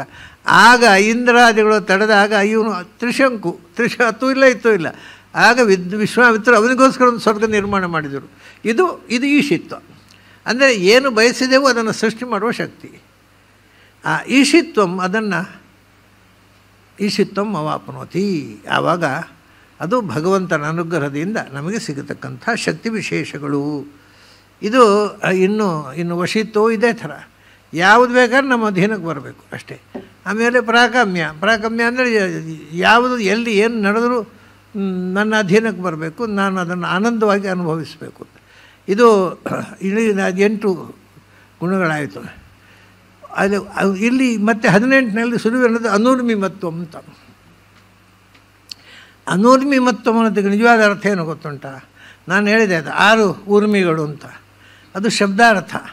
ಆದರೆ ಊರ್ಮಿ ಅಂದರೆ ಅಲೆಗಳು ಅಂದರೆ ದುಃಖದ ಅಲೆಗಳು, ಇಷ್ಟೇ ಅರ್ಥ. ನೀವು ಅದನ್ನು ಡೀಟೇಲಾಗಿ 6 ಗೀರು ಎಲ್ಲ ಬೇಡ, ಒಟ್ಟು ಜೀವನದಲ್ಲಿ ದುಃಖದ ಅಲೆಗಳು ಊರ್ಮಿಗಳು. ಯಾರ ಜೀವನದಲ್ಲಿ ದುಃಖದ ಅಲೆಗಳು ಬಂದು ಅಪ್ಪಳಿಸುವುದಿಲ್ಲವೋ ಅದು ಅನೂರ್ಮಿಮತ್ವ. ದುಃಖ ಅಪ್ಪಳಿಸುವುದಿಲ್ಲ, ಅವನಿಗೆ ಏನು ನಡೆದರೂ ದುಃಖ ಆಗೋದಿಲ್ಲ. ಯಾಕೆಂದರೆ ಏನಾಗಬೇಕೋ ಅದಾಗುತ್ತೆ. ಅದು ಭಗವಂತನ ಅನುಗ್ರಹ ಆಯಿತು, ಖುಷಿ, ಬೇಜಾರಿಲ್ಲ. ಆದದ್ರಲ್ಲಿ ಯಾವುದ್ರೂ ಖುಷಿ ಏನು. ಅದು ಅವನಿಗೇನಾಗುತ್ತೆ ಅಂದರೆ ಅವನಿಗೇನೋ ಒಳ್ಳೆಯದು ಸಿಕ್ಕಿತು, ಸಂತೋಷ. ಏನೋ ಈಗ ದುರಂತ ಆಯಿತು, ಸಂತೋಷ. ಅದು ಆಗಬೇಕಾದ. ಯಾಕಂದರೆ ಒಂದು ಬಹಳ ದೊಡ್ಡ ಮಾತು ವೇದವ್ಯಾಸರು ಹೇಳಿದ್ದಾರೆ ಭಾರತದಲ್ಲಿ, ಏವಮಪಿ ಅಶುಭಂ ಕರ್ಮ ನ ಭೂತಂ ನ ಭವಿಷ್ಯತಿ ಅಂತ. ನಾವು ಯಾವಾಗಲೂ ಹೇಳೋದುಂಟು, ಆಗಬಾರದು ಆಗೋಯ್ತು ಅಂತ. ಆಗಬಾರದು ಯಾಕಪ್ಪ ಆಗುತ್ತೆ, ಯಾವುದು ಆಗಬೇಕೋ ಅದೇ ಆಗೋದು ಅಂತ. ನಮಗೆ ಆಗಬಾರದು ಅಂತ ಇತ್ತು ಅಷ್ಟೇ. ಬಟ್ ಅದು ಆಗಬಾರದ್ದು ಆಗುವುದಿಲ್ಲ. ಅಶುಭಂ ಕರ್ಮ, ಕೆಟ್ಟದು ಆಗಬಾರದ್ದು ಅಂತ ಜಗತ್ತಿನಲ್ಲಿ ಯಾವುದೂ ಇಲ್ಲ. ಯಾವುದು ಆಗಬೇಕೋ ಅದು ಆಗುತ್ತೆ. ನಮಗೆ ಅದು ಆಗಬಾರ್ದು ಅಂತಿತ್ತು. ಯಾಕೆ ನಮ್ಮ ಬಂಧುಗಳೊಬ್ಬರು ಸತ್ತರು, ಅರೆ ನಮಗೆ ಸಾಯಬಾರ್ದು ಅಂತಿತ್ತು. ಆದರೆ ಭಗವಂತನ ಲಿಸ್ಟ್ನಲ್ಲಿ ಅವರು ಮುಗಿದೋಗಿದೆ. ಅಂದರೆ ಅವರು ಸಾಯೋದು ವಿಧಿಲಿಖಿತವಾದಂಥ ಒಂದು ಸಹಜ ಸ್ಥಿತಿ, ಅದು ದುಃಖಿಸುವಂಥದ್ದಲ್ಲ. ಇದು ಗೊತ್ತಿದ್ದವರು ಇದು ಯಾವುದೇ ದುರಂತಕ್ಕೂ ಕಣ್ಣೀರು ಸುರಿಸುವುದಿಲ್ಲ. ಅದು ಅದು ಅನೂರ್ಮಿ ಮೊತ್ತ. ಜೀವನದಲ್ಲಿ ಯಾವ ಪ್ರಸಂಗ ಬಂದರೂ ಅವರು ದುಃಖವನ್ನು ಅನುಭವಿಸುವುದಿಲ್ಲ. ಅದನ್ನು ಹೇಳ್ತಾರೆ ಅವರು. ಅದಕ್ಕೆ ಒಳ್ಳೆಯ ಶ್ಲೋಕ ಇದೆ ಭಾಗವತದಲ್ಲಿ. ಏನು ಅಂದರೆ, ಶ್ವೇತದ್ವೀಪ ಪಥವು ವಿಷ್ಣು ಚಿತ್ತಂ. ನೀವು ಈಗ ಇಷ್ಟವರೆಗೆ ವಿಷ್ಣುವಿನದು ಬೇರೆ ಬೇರೆ ಎಲ್ಲ ನಾಟಕಗಳನ್ನು ನೋಡಿದೆವು. ಇದು ಬೇರೆ. ಶ್ವೇತದ್ವೀಪದಲ್ಲಿ ವಿಷ್ಣುವನ್ನು ನೋಡು ಅಂತಾರೆ. ಯಾಕೆಂದರೆ ಶ್ವೇತದ್ವೀಪ, ಅನಂತಾಸನ, ವೈಕುಂಠ ಅಂತ 3 ಭಗವಂತನ ಪರ್ಸನಲ್ ಹೌಸಸ್, ಅವನ ಸ್ವಂತ ಮನೆಗಳು 3. ಆ ಶ್ವೇತದ್ವೀಪದಲ್ಲಿ ಇರುವ ಭಗವಂತನನ್ನು ಕಾನ್ಸಂಟ್ರೇಟ್ ಮಾಡು. ಇವಾಗ ನಿನ್ನೆ ಒಂದು ಮಾತು ಬಂತು, ಅದೇ ದೂರಶ್ರವಣ ದೂರದರ್ಶನ ಎಲ್ಲ 1,000 ಯೋಜನೆ ಅಂತ. ಕೆಲವರಿಗೆ ಡೌಟ್ ಬಂದಿತ್ತು, 1,000 ಯೋಜನೆ ಅಂದರೆ ಎಷ್ಟು ಅಂತ. ಅದು 1,000 ಅನ್ನೋದಕ್ಕೆ, ಯೋಜನೆ ಅನ್ನೋದಕ್ಕೆ ಅನೇಕ ಅರ್ಥಗಳಿದೆ. ನೀವು ಹೆಚ್ಚು ದೊಡ್ಡ ಯೋಜನೆ ಇಟ್ಟುಕೊಂಡ್ರು ಒಂದು ಯೋಜನೆ ಅಂದರೆ 8 ಮೈಲು. ಹಾಗಾಗಿ 1,000 ಯೋಜನೆ ಅಂದರೆ 8,000 ಮೈಲು ದೂರದ ತನಕ ನಿಮಗೆ ಇದ್ದದ್ದನ್ನು ಕೇಳಬಹುದು, ಅಥವಾ ಮಾತಾಡಿದ್ದು ಕೇಳ್ಬೋದು, ಶಬ್ದ ಕೇಳ್ಬೋದು, ಕಣ್ಣು ನೋಡ್ಬೋದು. ಆದರೆ ನಿಮಗೆ ಸಿದ್ಧಿ ಆದರೂ ಕೂಡ 8,000 ಮೈಲು. ಈಗ ನೋಡಿ, ಇದರಿಂದ ಏನಾಯ್ತು ಈಗ ಅಂದರೆ, ಇನ್ನು ಭಾರತದ ಈ ತುದಿಯಿಂದ ಆ ತುದಿ ತನಕ ಎಲ್ಲಿ ಏನು ನಡೆದ್ರು ನೋಡ್ಬೋದು. ಆದರೆ ಅಮೇರಿಕಾದಲ್ಲಿ ಕೇಳಲಿಕ್ಕೆ ಅದು 8,000 15,000 ಮೈಲ್ ಆಗುತ್ತೆ, ಅದಾಗೋಲ್ಲ. ಹಾಗಾಗಿ ನಮಗೆ ಇಲ್ಲಿ ಮತ್ತು ಒಂದು 8,000 ಅಂದರೆ ಹೀಗೆ ಮಲ್ಲ, ಮೇಲೆ ಕೂಡ ಮೇಲೆ 8,000 ಅಡಿಯ ತನಕ ಕೇಳಲಿಕ್ಕೆ. ಅದನ್ನು ಮುಂದೆ ಹೇಳ್ತಾರೆ. ಅದನ್ನು ನೀವು ಮೇಲೆ 8,000 ಅಡಿ ತನಕ ಮೇಲೆ ಹೋದರೆ, 8,000 ಮೈಲ್ ತನಕ ಮೇಲೆ ಹೋದರೆ ನಮಗೆ ಏನೇನೋ ಆಕಾಶದಲ್ಲಿರುವ ಸಮಸ್ತ ಕಣ್ಣಿಗೆ ಕಾಣುವ ಕಾಣದ ಪ್ರಾಣಿಗಳ ನಾದ ಕೇಳಿಸುತ್ತೆ ಎಲ್ಲೇ ಕೂತ್ಕೊಂಡು. ನಮಗೇನು ಕೇಳುವುದು ಬಹಳ ಕಮ್ಮಿ ಅಲ್ವಾ, ಕೇಳುವುದೇ ಕಡಿಮೆ, ಕೇಳೋದು ಹೆಚ್ಚು. ಅದು ಎಲ್ಲ ಕೇಳಿ ಶುರುವಾಗುತ್ತೆ. ಹೇಳ್ತಾರೆ ಈಗ ಮೊದಲು ಇದು ನೋಡೋಣ, ಯಾವುದು ಅನೂರ್ಮಿ ಮತ್ತು ಶ್ವೇತದ್ವೀಪ ಪಥವು ವಿಷ್ಣುವು ಚಿತ್ತಂ. ಏನು ಮಾಡಬೇಕು ಅದನ್ನು ನಾವು ಮನಸ್ಸಲ್ಲಿ ಶ್ವೇತದ್ವೀಪದಲ್ಲಿರುವ, ಮೊದಲು ಶ್ವೇತದ್ವೀಪಕ್ಕೆ ಹೋಗಿ ಅಲ್ಲಿರುವ ವಿಷ್ಣುವನ್ನು ನೋಡಿ. ನಮಗೆ ಶ್ವೇತದ್ವೀಪದ ಅಡ್ರೆಸ್ಸೇ ಗೊತ್ತಿಲ್ಲ, ಹೋಗುದು ಯಾಕೆ ಸ್ವಾಮಿ? ನಮಗೆ ಕಾಲೇಜಿನಲ್ಲಿ ಏನು ಹೇಳಿಕೊಡ್ತಾರೆ, ಶ್ವೇತದ್ವೀಪ ಒಂದು ಇಲ್ಲೇ ಇಲ್ಲ ಬೊಗಳೆ ಅಂತ ಹೇಳಿದ್ದಾರೆ. ಹಾಗೆ ಮಾಡಿಕೊಳ್ಳಿ, ತಿಳ್ಕೊಂಡು ನೀವು ಹಾಳಾದರೆ ನಾವೇನು ಮಾಡೋದು. ಶ್ವೇತದ್ವೀಪ ಪಥವು ವಿಷ್ಣು, ಅವನು ಏನು, ಅವನಲ್ಲಿ ಇವರು ಶ್ವೇತೆ ಧರ್ಮಮಯೇ ಮೈ, ಶುದ್ಧೇ ಧರ್ಮಮಯೇ ಮೈ. ಅಲ್ಲಿರತಕ್ಕಂಥ ಭಗವಂತನ ಶುದ್ಧ ರೂಪ ಅಂದರೆ ಅದರಲ್ಲಿ ಯಾವುದೇ ದುಃಖದ ಸ್ಪರ್ಶ ಇಲ್ಲ. ಅದು ಎಲ್ಲ ಕಡೆ ಇಲ್ಲ, ಬಟ್ ಇದು ಅಲ್ಲಿ ಕಾನ್ಸಂಟ್ರೇಷನ್ ಮಾಡಬೇಕು ನಮಗೆ. ಶ್ವೇತದ್ವೀಪದಲ್ಲಿರತಕ್ಕಂಥ ಭಗವಂತನಿಗೆ ಯಾವ ದುಃಖವೂ ಇಲ್ಲದಂಥ ಒಂದು ರೂಪ ಅಲ್ಲಿದೆ. ಅಂಥ ಮೈ ಅಂತಾನೆ, ಅದು ನಾನೇ ಅಂತಾನೆ ಕೃಷ್ಣ. ಅಲ್ಲಿದೆ, ಪರಿಶುದ್ಧವಾದ ಒಂದು ರೂಪ ಇದೆ. ಅದನ್ನು ನೀನು ಯೋಚನೆ ಮಾಡು. ಆಗ ಏನಾಗ್ತದೆ, ಆಗ ಸಾಧಕ ಧಾರೆಯನ್ನು ಶ್ವೇತತಾಂ ಯಾತಿ, ನೀನು ಶ್ವೇತ ಆಗ್ತಿ ಎಂದರು. ಶ್ವೇತತಾಂ ಯಾತಿ ಅದೇನಪ್ಪ ಶ್ವೇತ ಆಗೋದು ಅಂದರೆ ಬಿಳಿ ಆಗೋದು. ನಾವು ಬಿಳಿ ಇದ್ದೇವೆ, ನಾವು ದೇವ್ರನ್ನ ಯಾಕೆ ಉಪಾಸನೆ ಮಾಡಬೇಕು? ಕೆಲವು ಕಪ್ಪಿದ್ದವ್ರು ಬಿಳಿ ಆಗೋಲ್ಲ, ಬಿಳಿ ಇದ್ದವರು ಕಪ್ಪಾಗೋಲ್ಲ, ದೇವ್ರ ಧ್ಯಾನ ಯಾಕೆ ಮಾಡಬೇಕು ಅದಕ್ಕೆ? ಹಾಗಲ್ಲ. ಶ್ವೇತತಾಮ್ ಅನ್ನೋದಕ್ಕೆ, ಶ್ವೇತ ಶಬ್ದಕ್ಕೆ ಶುದ್ಧ ಶ್ವೇತ, ಸುಖೀ ಶ್ವೇತ, ಶ್ವೇತವರ್ಣ ಕ್ವಚಿತ್ ಭವೇತ್ ಅಂತ ಕೋಶ ಇದು. ನೀವು ಶ್ವೇತ ಅಂದರೆ ಬಿಳಿ ಇದ್ದರೂ ಹೌದು, ಅವನು ಶ್ವೇತ ಅಂದರೆ ನಮಗೆ ಗೊತ್ತಿರೋದು ಒಂದೇ ಅರ್ಥ. ಶ್ವೇತ ಅಂದರೆ ಬಿಳಿ ಅಂತ. ಶ್ವೇತ ಅಂದರೆ ಶುದ್ಧ ಶ್ವೇತ ಅಂದರೆ ಯಾರು ಶ್ವೇತ ಅಂದರೆ ಅವನ ವಾಯ್ಡ್ ಆಫ್ ಆಲ್ ಡಿಫೆಕ್ಟ್ಸ್, ಯಾರಲ್ಲಿ ಯಾವ ತಪ್ಪುಗಳು ದೋಷಗಳು ಇಲ್ಲ ಅವನು ಶ್ವೇತ. ಪ್ಯೂರ್ ಅಂತ ಅರ್ಥ, ಅಲ್ಲಿ ಬಿಳಿ ಅಲ್ಲ, ಈಸ್ ಪರ್ಫೆಕ್ಟ್ಲಿ ಪ್ಯೂರ್. ಆಮೇಲೆ ಸುಖೀ ಶ್ವೇತ, ಶ್ವೇತ ಅಂದರೆ ಸುಖವುಳ್ಳವನು ಅಂತ ಅರ್ಥ. ಇದು ಸಂಸ್ಕೃತ ಕೋಶ. ಆದ್ದರಿಂದ ಇಲ್ಲಿ ಷಡೂರ್ಮಿಭಿ ಅಲ್ಲೇ ಷಡೂರ್ಮಿಗಳಿಂದ ಅತೀತನಾಗಿ, ಷಡೂರ್ಮಿಭಿ ಅತೀತನಾಗಿ ಅಮರಹ ದೇವತೆಗಳಂತೆ ಆನಂದಮಯನಾಗ್ತಾನೆ. ಇದು ಅನುರ್ಮಿಮತ್ವ ಆಯಿತು. ಅದು ದೂರಶ್ರವಣ ಅಂದರೆ ಏನು? ದೂರದಲ್ಲಿದ್ದು ಕೇಳಬೇಕು ನಮಗೆ ಇಲ್ಲಿ ಕೂತ್ಕೊಂಡು ಈ ಉಪನ್ಯಾಸ ಬೋರ್ ಆದರೆ ಬೇರೆ ಯಾವುದೋ ಸಿನಿಮಾದ ಹಾಡು ಕೇಳಬೇಕು. ಏನು ಮಾಡಬೇಕು ಈಗ? ಅದಕ್ಕೇನು ಅದು ನೀವು ಯಾವುದೋ ಒಂದು ಸಿನಿಮಾದ ಹಾಡು ಕೇಳಬೇಕು. ಅದಕ್ಕೆ ಸಾಧನೆ ಹೇಳ್ತಾನೆ, ಮೈ ಅಂದರೆ ಪ್ರಾಣಿ ಇದು ಮೈ ಆಕಾಶಾತ್ಮನಿ ಪ್ರಾಣೇ. ಮೊದಲು ಆಕಾಶ ಅಂದರೆ ಏನು? ಅದರ ಒಡೆಯ ಯಾರು? ಆಕಾಶಕ್ಕೆ ಒಡೆಯ ನಿಜವಾಗಿ ಆಕಾಶದ ಒಡೆಯ, ಯಾಕೆಂದರೆ ಪಂಚಭೂತಗಳನ್ನು ಸೃಷ್ಟಿ ಮಾಡಿದವ ಶಿವ. ಆಕಾಶದ ಒಡೆಯ ಶಿವ ಅಲ್ಲಪ್ಪ. ಆಕಾಶವನ್ನು ಸೃಷ್ಟಿ ಮಾಡೋದಂದ್ರೆ ಎಂಥದ್ದು? ಆಕಾಶವನ್ನು ಸೃಷ್ಟಿ ಮಾಡಲಿಕ್ಕೆ ಬರುತ್ತಾ? ಈಗ ಇಲ್ಲಿ ಎಲ್ಲ ಇದರಲ್ಲಿ ಸಾಮಾನ್ಯ ಇದೆ, ಇದು ತೆಗೆದ್ರೆ ಆಕಾಶ ಅಷ್ಟೇ. ನಾವು ಸೃಷ್ಟಿ ಮಾಡೋದು ಆಕಾಶ ಅಂದೇನು? ಏನು ಇಲ್ಲದೆ ಇರೋದು ಅಷ್ಟೇ ಅಲ್ವಾ? ಅದಲ್ಲ. ಅದೇ ನಮಗೆ ಒಂದೊಂದು ವಿಷಯ ಅರ್ಥ ಆಗಬೇಕಾಗಿದ್ದರೂ ಆ ಫಿಲಾಸಫಿಯಲ್ಲಿ ರಿವೀಲ್ ಮಾಡಿದಂಥ ಸಂಗತಿಗಳು ಗೊತ್ತಿರಬೇಕು. ಆಕಾಶ ಅಂದರೆ ಇದಲ್ಲ. ಆಕಾಶ ಅಂದರೆ ಏನು? ಆಕಾಶವನ್ನು ಶಿವ ಸೃಷ್ಟಿ ಮಾಡಿದ್ದು. ಆಕಾಶ ಇತ್ತಲ್ಲ ಪ್ರಳಯ ಕಾಲದಲ್ಲಿ, ಏನೂ ಇರಲಿಲ್ಲ. ನಾಸದಾಸೆ ಇನ್ನೋಸದಾಸೆ ಇತ್ತದ ನಿಮ್ನಾಸೆ ಧ್ರಜೋ ವ್ಯೋಮ ಬರೋ ಯಾವ ಕಾಣದ್ದು ಯಾವುದೂ ಇರಲಿಲ್ಲ ಅಂದರು. ಮತ್ತು ಆಕಾಶವೇ ಇತ್ತಲ್ಲ, ಹಾಗಾದರೆ ಆಕಾಶವೂ ಇರಲಿಲ್ಲ ಅಂದರು. ಅದೆಂಥದ್ದು ಕತೆ? ಏನೂ ಇರಲಿಲ್ಲ, ಆಕಾಶವೂ ಇರಲಿಲ್ಲ. ಇದು ಕಾಂಟ್ರಡಿಕ್ಟರಿ ಅಲ್ವ? ಹಾಗೆ ಹೇಳಲಿಕ್ಕಾಗತ್ತಾ? ಫಿಲಾಸಫಿ ಗೊತ್ತಿದ್ದವರೇ ಹೇಳಲಿಕ್ಕಾಗತ್ತೆ. ಇದೇನಾಗುತ್ತೆ, ಅದು ಇಲ್ಲ ಇದು ಇಲ್ಲ ಅಂತ ಮಧ್ಯದಲ್ಲಿ ಎಡೆಬಿಡಂಗಿಗಳಿದ್ದಾರೆ, ಎಲ್ಲವನ್ನು ಕ್ರಿಟಿಸೈಸ್ ಮಾಡ್ತಾರೆ, ಯಾವುದೂ ಗೊತ್ತಿರೋದಿಲ್ಲ. ಆಕಾಶ ಇಲ್ಲ ಸೃಷ್ಟಿಯಾಯಿತು ಅಂತಂದರೆ, ಆಕಾಶ ಅನ್ನೋದು ಅನಂತವಾದದ್ದು ಆಕಾಶ ಉಂಟಲ್ಲ, ಅದನ್ನು ಯಾರೂ ಸೃಷ್ಟಿ ಮಾಡಲಿಕ್ಕೆ ಬರೋದಿಲ್ಲ. ಅದು ಸ್ಪೇಸ್. ನಮಗೆ ಸ್ಪೇಸ್ ಬೇರೆ, ಈಥರ್ ಬೇರೆ, ಎರಡು ಒಂದೇ ಅಲ್ಲ. ಸ್ಪೇಸು ಅನಂತ. ಈಥರ್ ಅಂತಂದರೆ ವಾತಾವರಣ ಅಂತ ಹೇಳ್ತೇವಲ್ಲ, ಈ ಪ್ರಪಂಚದ ವಾತಾವರಣದಲ್ಲಿರ್ತಕ್ಕಂಥ ಆಕಾಶ ಉಂಟಲ್ಲ, ಯಾವುದರಲ್ಲಿ ನಿಮಗೆ ಅಲ್ಟ್ರಾವೈಲೆಟ್ ರೇಸ್ ಇದೆಯೋ ಅದು ಈಥರ್. ಅನಂತ ಆಕಾಶದಲ್ಲಿ ಅಲ್ಟ್ರಾವೈಲೆಟ್ ರೇಸ್ ಇಲ್ಲ. ಸೊ ಹಾಗಾದರೆ ಆಕಾಶ ಸೃಷ್ಟಿ ಮಾಡಿದ ಅಂದರೆ ಶಿವ ಅಲ್ಟ್ರಾವೈಲೆಟ್ ರೇಸು ಸೃಷ್ಟಿ ಮಾಡಿದ, ಆಕಾಶದಲ್ಲಿ ತುಂಬಿದ, ಅದು ಶಿವ ಸೃಷ್ಟವಾದ. ಅದರ ಆಚೆಗೆ ಅನಂತ ಆಕಾಶ ಇದೆ. ಅದಕ್ಕೆ ಆಕಾಶಾತ್ಮನಿ. ಆಕಾಶಕ್ಕೆ ಒಬ್ಬ ಒಡೆಯ ಶಿವ, ಆಕಾಶಕ್ಕೆ ಇನ್ನೊಬ್ಬ ಒಡೆಯಳು ಪಾರ್ವತಿ. ಶಿವಪಾರ್ವತಿಯರು ಆಕಾಶದ ಅಧಿಪತಿಗಳು. ಅದರ ನಂತರ ಆಕಾಶದ ಅಧಿಪತಿ ಎಂದರೆ ಪ್ರಾಣದೇವರು ಕೂಡ. ಅದರಿಂದ ಆಕಾಶಾತ್ಮನಿ ಪ್ರಾಣೇ ಮೈ ಆಕಾಶಾತ್ಮನಿ ಪ್ರಾಣೇ. ಆಕಾಶದ ದೇವತೆ ಪ್ರಾಣಶಕ್ತಿ. ಆಕಾಶದಲ್ಲೆಲ್ಲ ಬ್ರಹ್ಮಾಂಡ ಪೂರ್ತಿ ತುಂಬಿರುವವರು ಪ್ರಾಣದೇವರು ಅಥವಾ ಚತುರ್ಮುಖ, ಅವನಲ್ಲಿ ತುಂಬಿರುವ ನಾನು. ಅಂದ ಆಕಾಶಾತ್ಮನಿ ಅಲ್ಲಿ ಆಕಾಶ ಪ್ರಾಣೇ ಮೈ ಎಂದು ಉಂಟಲ್ರಿ. ಪ್ರಾಣಶಕ್ತಿಯಾದ ನಾನು ಅಲ್ಲ, ಪ್ರಾಣಶಕ್ತಿಯಲ್ಲಿರುವ ನಾನು. ಇವಾಗ ಅಲ್ಲಿ ಎರಡು ಒಂದು ಕೆಲವರು ಏನಿದೆ, ಆ ಪ್ರಾಣೇಮಯಿ ನಾನೇ ಪ್ರಾಣ ಅಲ್ಲ. ಇವನು ಇವಾಗ ಮನೆಗೆ ಹೋದರೆ ಗೃಹೇ ಆಸನೇ ತಿಷ್ಠತಿ ಅಂತ ಹೇಳ್ತೇವೆ. ಅಂದರೆ ಆಸನ ಮನೆಯೇ ಆಸನವ. ಗೃಹೇ ಮನೆಯಲ್ಲಿ ಒಂದು ಆಸನ ಇದೆ, ಆ ಆಸನಲ್ಲೇ ಕೂಡುತ್ತಾನೆ. ಗೃಹೇ ಆಸನೇ ತಿಷ್ಠತಿ. ಹಾಗೆಯೇ ಇಲ್ಲಿ ಪ್ರಾಣೇಮಯಿ, ಪ್ರಾಣದಲ್ಲಿರುವ ನಾನು, ನನ್ನಲ್ಲಿ ನೀನು ಧ್ಯಾನ ಮಾಡೋದು. ಅದರಿಂದ ಆಕಾಶಾತ್ಮನ ಮೈ ಆಕಾಶಾತ್ಮನಿ ಪ್ರಾಣೇ. ಏನು ಮಾಡಬೇಕು? ಭಗವಂತನನ್ನು. ಅದಕ್ಕೆ ಮನಸ ಘೋಷಂ ಉದ್ವಹೇತ್.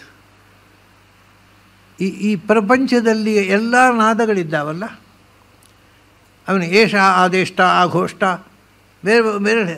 ಈ ಜಗತ್ತಿನಲ್ಲಿರುವ ಎಲ್ಲ ಘೋಷಗಳು ಅಂದರೆ ಆಲ್ ದ ಸೌಂಡ್ಸ್, ಇಡೀ ವಿಶ್ವದಲ್ಲಿರ್ತಕ್ಕ ಎಲ್ಲ ನಾದಗಳು ಕೂಡ ಮೈ ಉದ್ವಹೇತ್.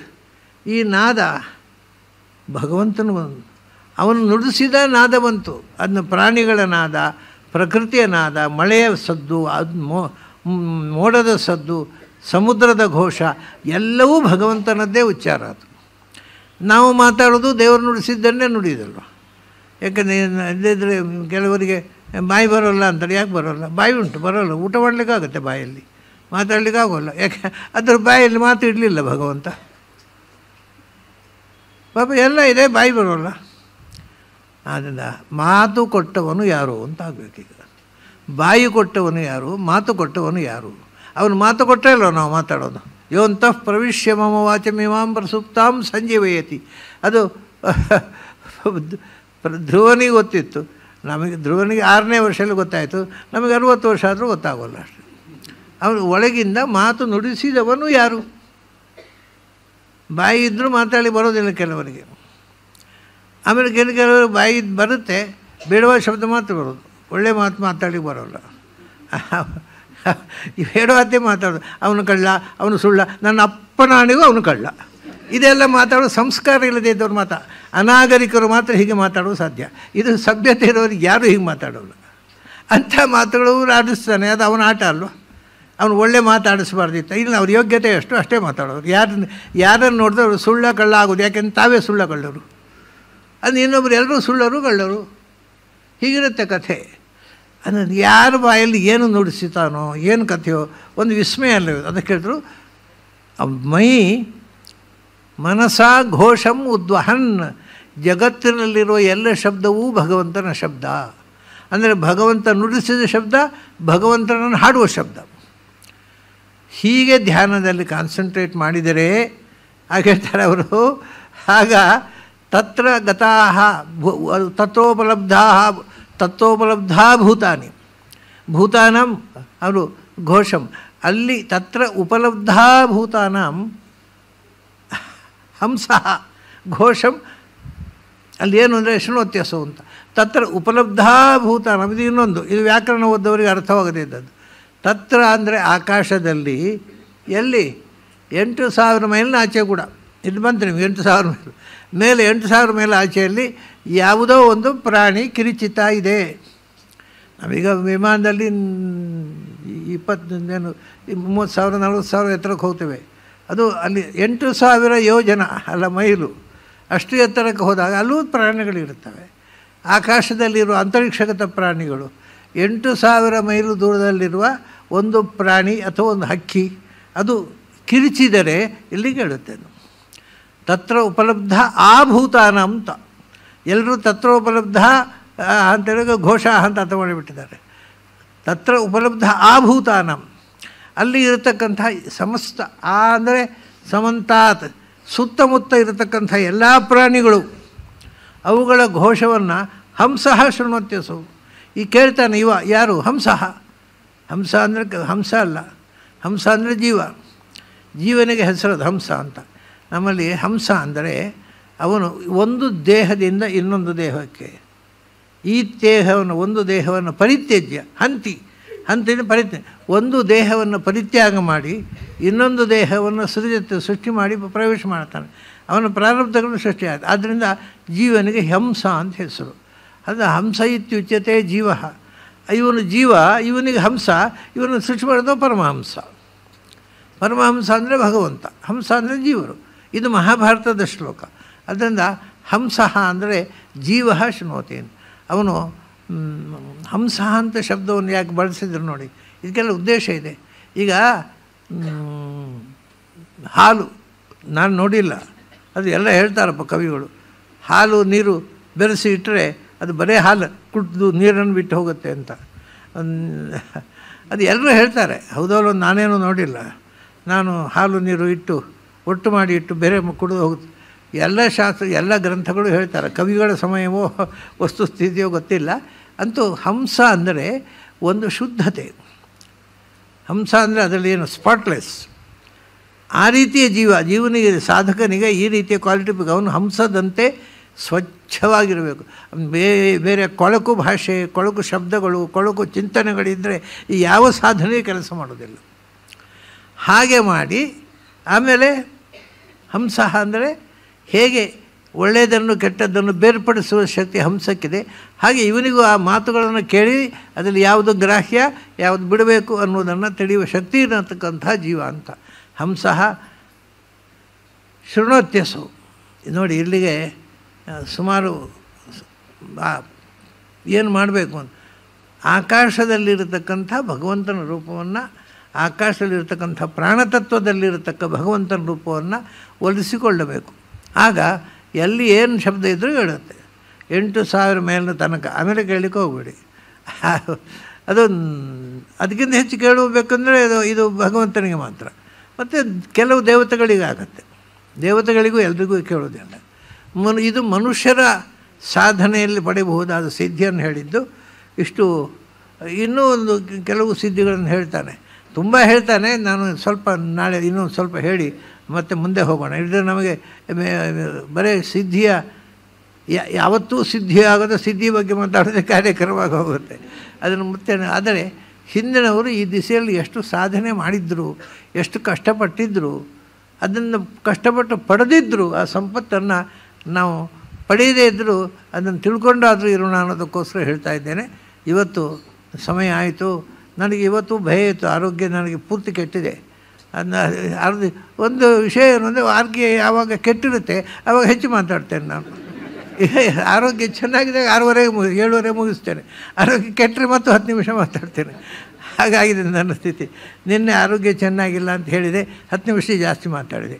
ಇವತ್ತು ನಿನ್ನೆಗಿಂತ ಹೆಚ್ಚು ಅನಾರೋಗ್ಯ ಇದೆ, ಆದರೂ ಇವತ್ತು 10 ನಿಮಿಷ ಹೆಚ್ಚು ಮಾತಾಡಿದೆ. ಆದ್ದರಿಂದ ನಾಳೆಯೂ ಅನಾರೋಗ್ಯ ಬರಲಿ ಅಂತ ಪ್ರಾರ್ಥಿಸಬೇಡಿ. ಅಂತೂ ಇದು ಅಷ್ಟೇ. ಈ ನಾದ ಘೋಷ ಯಾರು? ಆಕಾಶದಲ್ಲಿರೋ ಪ್ರಾಣದೇವರಲ್ಲಿರೋ ಭಗವಂತ ನುಡಿಸ್ತಾ ಇರೋದು. ನನಗೇನು ಸಂಬಂಧ ಹೇಳಿ? ನನಗೇನು ಸಂಬಂಧವೇ ಇಲ್ಲ.